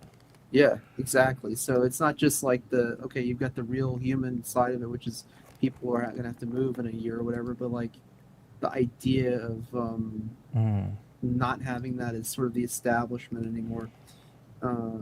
Okay. And how do you feel about it, James? I think, people need to make their creator-owned works and crowdfund it. And there's so much opportunity in the independent space. I agree. It's just it's actually growing. There are more crowdfunding platforms than there ever been. New ones coming online all the time, and you can kind of find the space that you want to work in. You can find the customers that you want to, make books for, and you can do it. Yeah, for sure. It's totally possible. I mean, that's so true. Exactly what you did, I did, yeah. And as someone who really enjoys just doing my own thing, and if I've got the time here to live, I would certainly rather dedicate it to my own dream than somebody else's, motive and whatever it is they're creating. Not to say that there's not some really amazing stuff out there that I love working on, that I'm inspired by. Like, if I got to work on like a Dragon Ball Z manga, I'd totally do it. I think that'd be a lot of fun, and I've been lucky to be able to do covers for like the Phantom, for example, which was like my childhood superhero. I love the Phantom, and that was like a total dream come true. I didn't think that'd ever happen, but it did. So yeah. But I think, working on your own thing, bringing your own dream to life, even if nothing really becomes of it, I think it's still a really fulfilling thing to do, to just get it out there into the world. It shouldn't just remain in your head as an idea forever. Like, get it out there, see what it can become. Absolutely, yeah. I think that's one of the best things you can do as a creator. Because those ideas, they're coming to you for a reason. Like, certainly they deserve to breathe air at a certain point. It's almost doing a disservice to yourself and the idea to not make it into something, to not turn it into, to just not see what it could become, at least, to give it a chance to breathe, Yeah. Our ideas... Yeah, go ahead. No, you finish. Go ahead. Oh, I just wanted to say, our ideas are kind of like children, They, we grow them, we turn them into something, and they become something that's very close from us, something that directly comes from us. So that's how I like to think of it, anyway.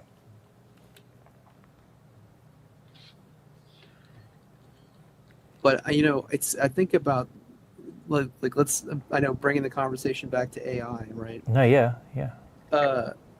Let's say that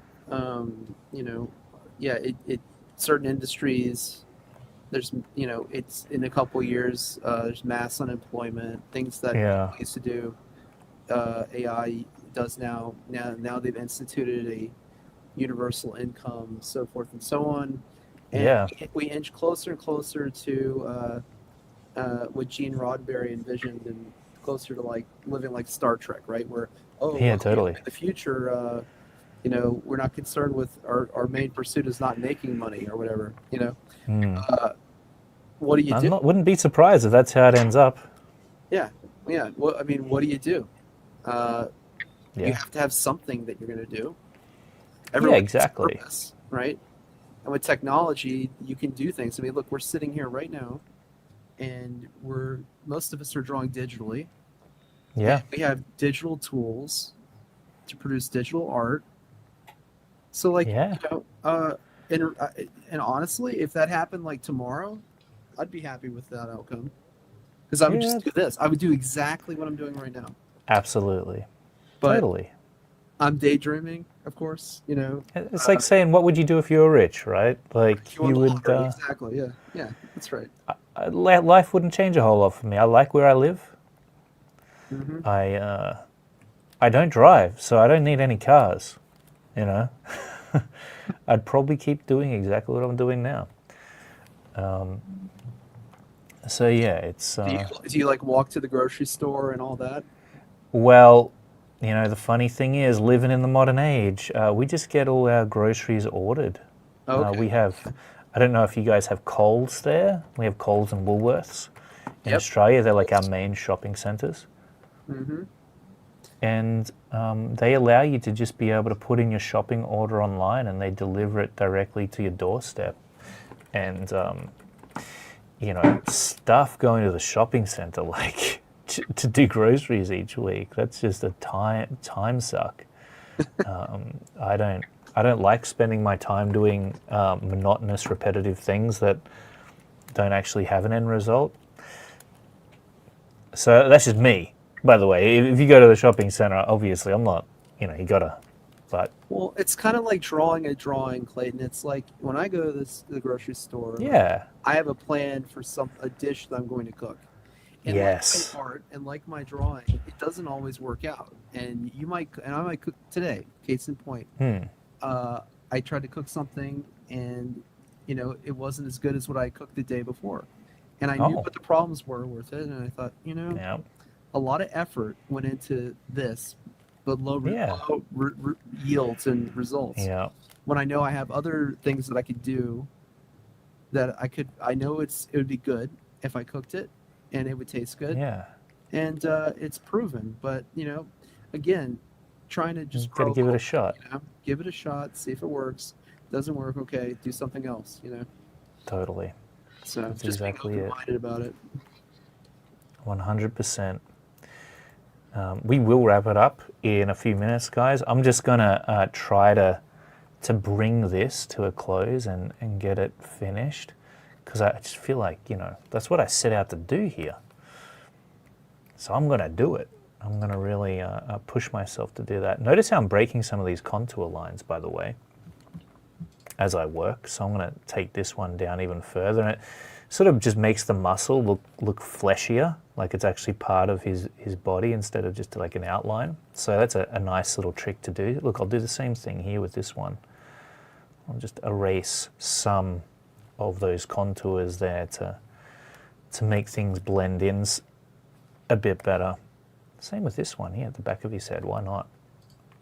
And you can see it just looks a bit more professional too. It's a nice little technique that you can employ.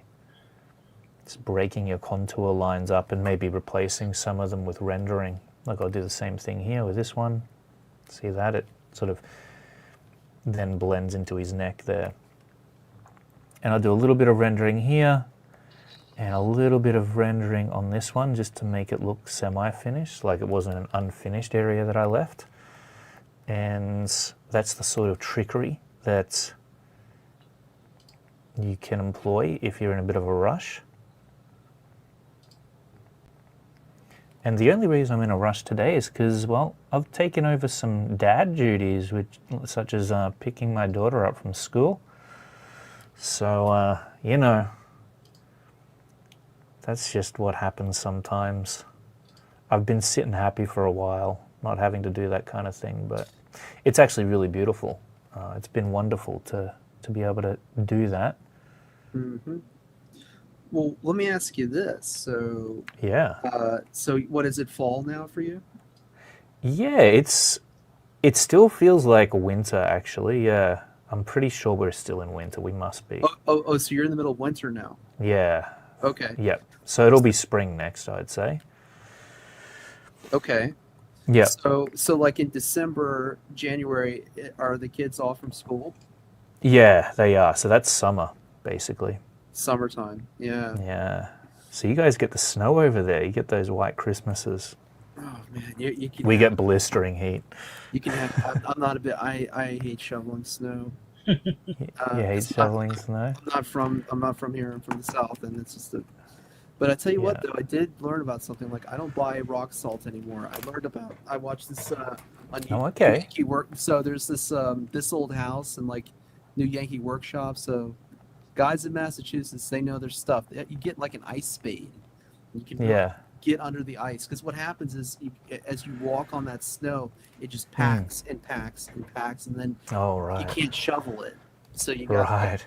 to kind of slide under the ice with that ice spade, and it comes up pretty easily. Oh, You know. yeah.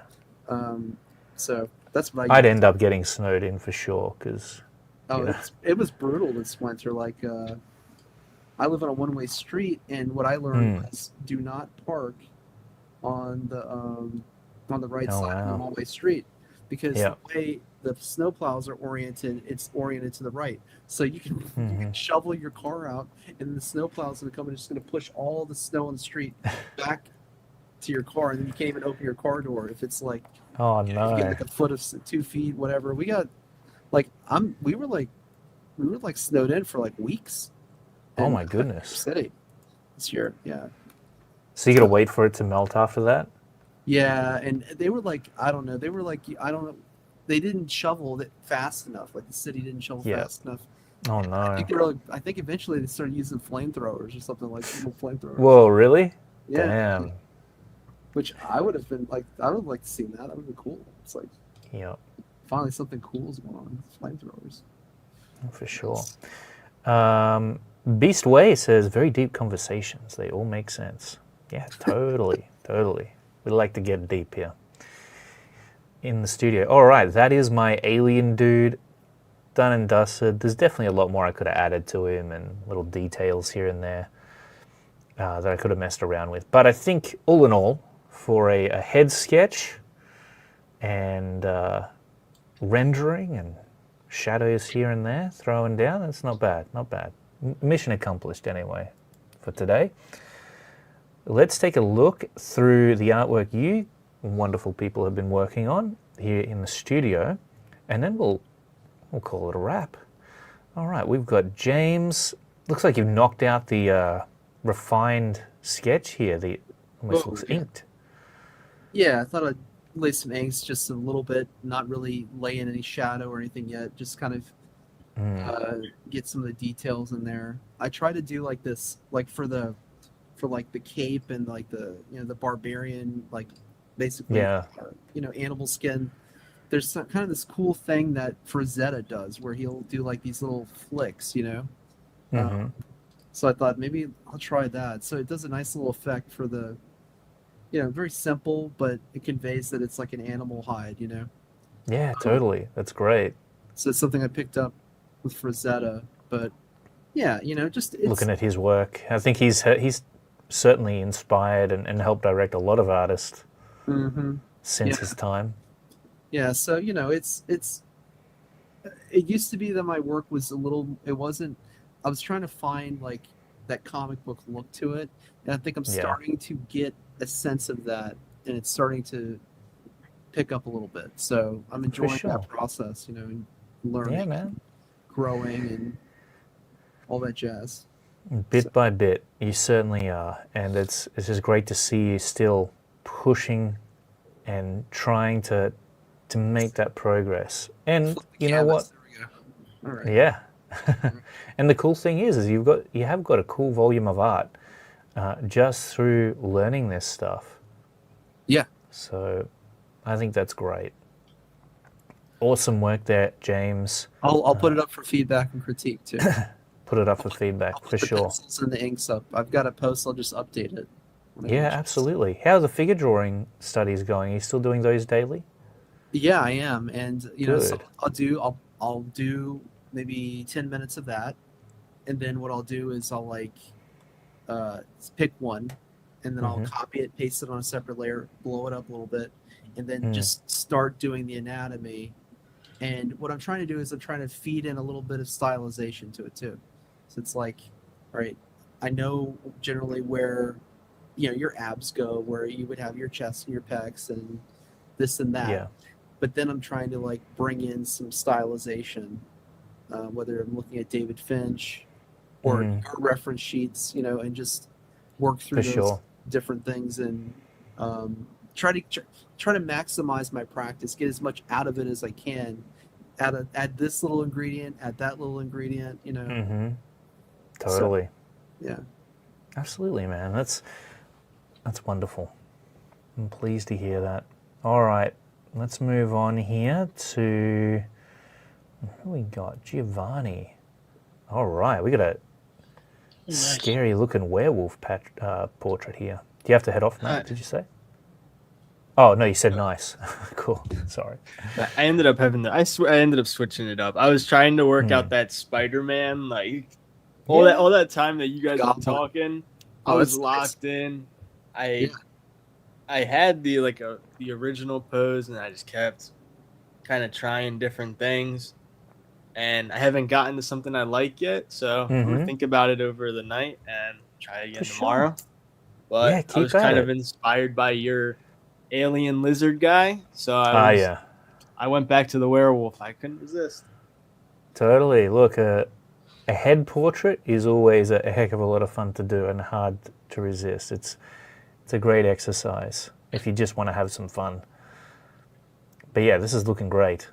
I love it. Always love your rendering, Giovanni. It reminds me a lot of it's got that 90s goodness or the early 2000s goodness. Thank you. That's what I'm going for. So it's a Silvestri, good thing. David Finch. Yeah, it's good. It's Mhm. really great. Okay, and Matt, let's see how you're progressing here. Wow, okay, It's coming cool. along slowly. Yeah. I see now. That was the background for these guys. Yeah. So you probably won't even see much of it, but I still Yep. wanted something better than what I had before, which was junk. I got that. Totally. Eventually, there'll be. Can't really see it right now. What? There'll be a glowing. You can't see that. Never mind. There'll be like a glowing globe behind that guy. Mm-hmm. Yep. It's amazing what gray and contrast does, to a drawing. For sure. It Yeah, just- I mean, I did that literally. I actually had it colored, but no, not that. Wherever the hell that is. I had it colored, but it was kind of annoying me having that color right there, so I just grayed it out. I kind of Mhm. like it. Yeah, Yeah. no, it's good. It's really good. It actually helps to show where all the the contrasts are. Absolutely. I back when I was doing concept design, any line art design that I did for a character, I'd break it up with grayscale tones Yeah, you kinda because have- it just looks nice as Yeah. well. So But yeah, then I'll awesome go back stuff. tomorrow. Yeah, definitely tomorrow. I gotta go to bed, but I'll fill in these guys here. That way you can really see what's happening in this scene. For sure. Feel like you made some progress. Yeah, I knew That's this was good. gonna be a tough one to kind of get all set and done. Mm-hmm. Totally. All right, awesome. Well, keep working on it there, Matt. It's coming along well. And Arthur, what were you working on? Were you just chilling out? Just Or? a lot of random. I will share the screen. I What's actually that? went back to the basics a little bit. Oh, yeah. Some cubes. Oh no, boxes. Sorry, they're not cubes. Let's take a look. Hey, you know what? I was like, There's some darn good boxes. thank So, you. did you have like a perspective grid you drew up with these, I or tried to do it by eye, so I put like a. You can see the point here. that's actually not bad by eye? Hmm. Yeah, I didn't want to do the. 'Cause I gotta get my eyes better. I mean, you know. That's Yeah. pretty good. Oh, Yeah. thank you. Oh yeah. Yeah, Oh, thank you. nicely Yeah, done. working slowly, surely, and then just messing around with stuff. Hmm. I know artists are great. You guys are all very positive. I'm used to mathematics. It's like 2 + 2 is 4. What you messed that. That's wrong. But then, Mm-hmm. so I just played Oh, around. Nothing much. Oh, no, hey, I thank you. like these. Now, this does actually remind me of some of those Nickelodeon cartoons a little bit. Mm. Mm. Yeah, you get that going on. Maybe you should, maybe your lane, actually, Arthur, would be suited towards something more stylized like that, because that's what I pick up from your work a lot of the time. Maybe you could start looking into, I don't know, some of those old school cartoons like Dexter's Laboratory and Johnny Bravo. Mm. Do you remember those? Yeah, I know. I think about things like I have a. I joke. My wife is so happy I committed to her because we've been married like 25 years. Oh I yeah. can't commit to anything else. Like you guys talk about putting in fences, and I'm like, I want to learn everything. I'm like now trying to learn storyboards, all these things. I'm like, yeah, I should put a fence and decide on something, and even a For style. sure. Yeah, I need to decide on. And then my Well, style can grow after I decide on one. yeah, yeah. And I just suggest those because it might help to kind of direct the style that you already got. Like I see there's a little bit of flavor, a little bit of Arthur flavor there already. And it's just about how do we enhance it? What do we use as a reference point? Because we met for your faces and Loomis method, and I Oh, was there like, you what go. is fun with pencil? Yeah, I remember this one. That's cool. Yeah, and he in this fun with pencil. It's much more. It has cartoony stuff Yeah, in like, it, so Mm, you get that too. that's It's real good. cartooning. Yeah, that's And cartoon. Good. it's just seeing this on my table. It keeps me, and I thought of how when we first met. Yeah, Yeah, sorry. for sure. Well, you know what? Keep at it, and like keep working from that book. I think Mm. that's definitely going down the right path for you in particular, Arthur. Because you know, I already see some of that there within your work. But hopefully, we'll see you as well for more of these studio sessions. We are doing them on a weekly basis now, so it'd be great to have you join us more. Thank you. It's so good seeing you guys. You guys inspire me. Oh Good, good. That's why you got to make yeah. it.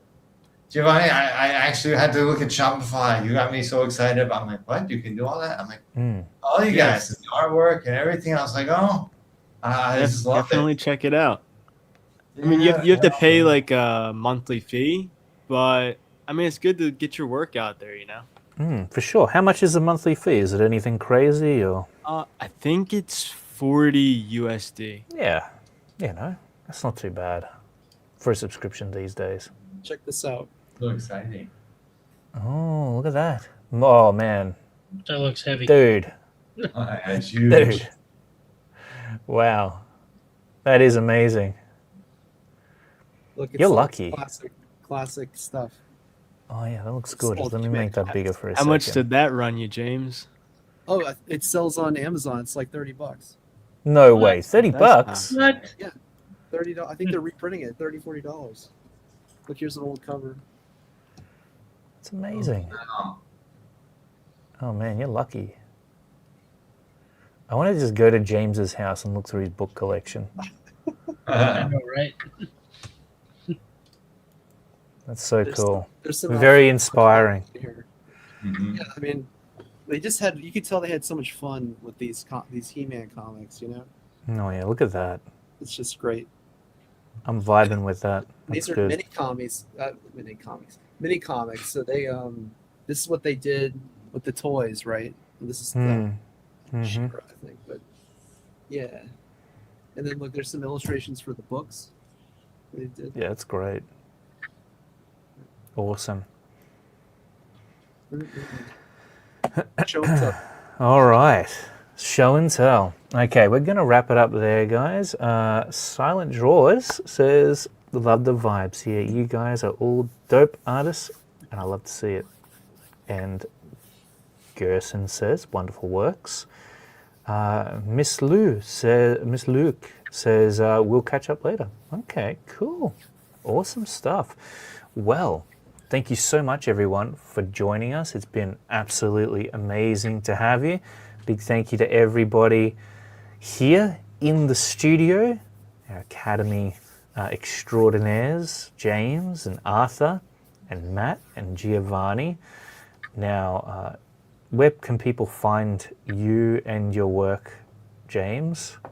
Sure. Right now, I'm on YouTube, so you can check out Acadian Comics. It's my YouTube channel. You can also find me on X at Acadian Comics as well.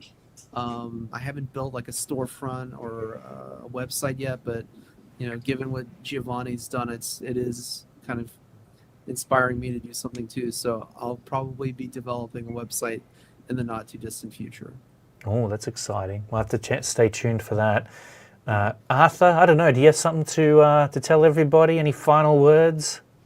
No. I've been working on self-help stuff, so I'm hoping to make comics related to that and inspire people, spread some joy. Oh, lovely. Well, that's just beautiful, isn't it? Yeah.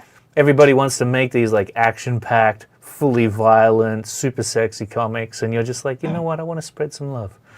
Yeah. That's good. No, thank you. And Matt, where can people follow and find you? You got an Yeah. Instagram, don't you? Let me see. I was trying to pull up my website, but it's not working. I have. Can you see this? Yes, you Oh, can. let me get it up there. Yes, you can. Oh, so this is your website. This is Nice, my I website. love yeah. that. Oh, wow. Good font. So, Nicola-comic-art.com.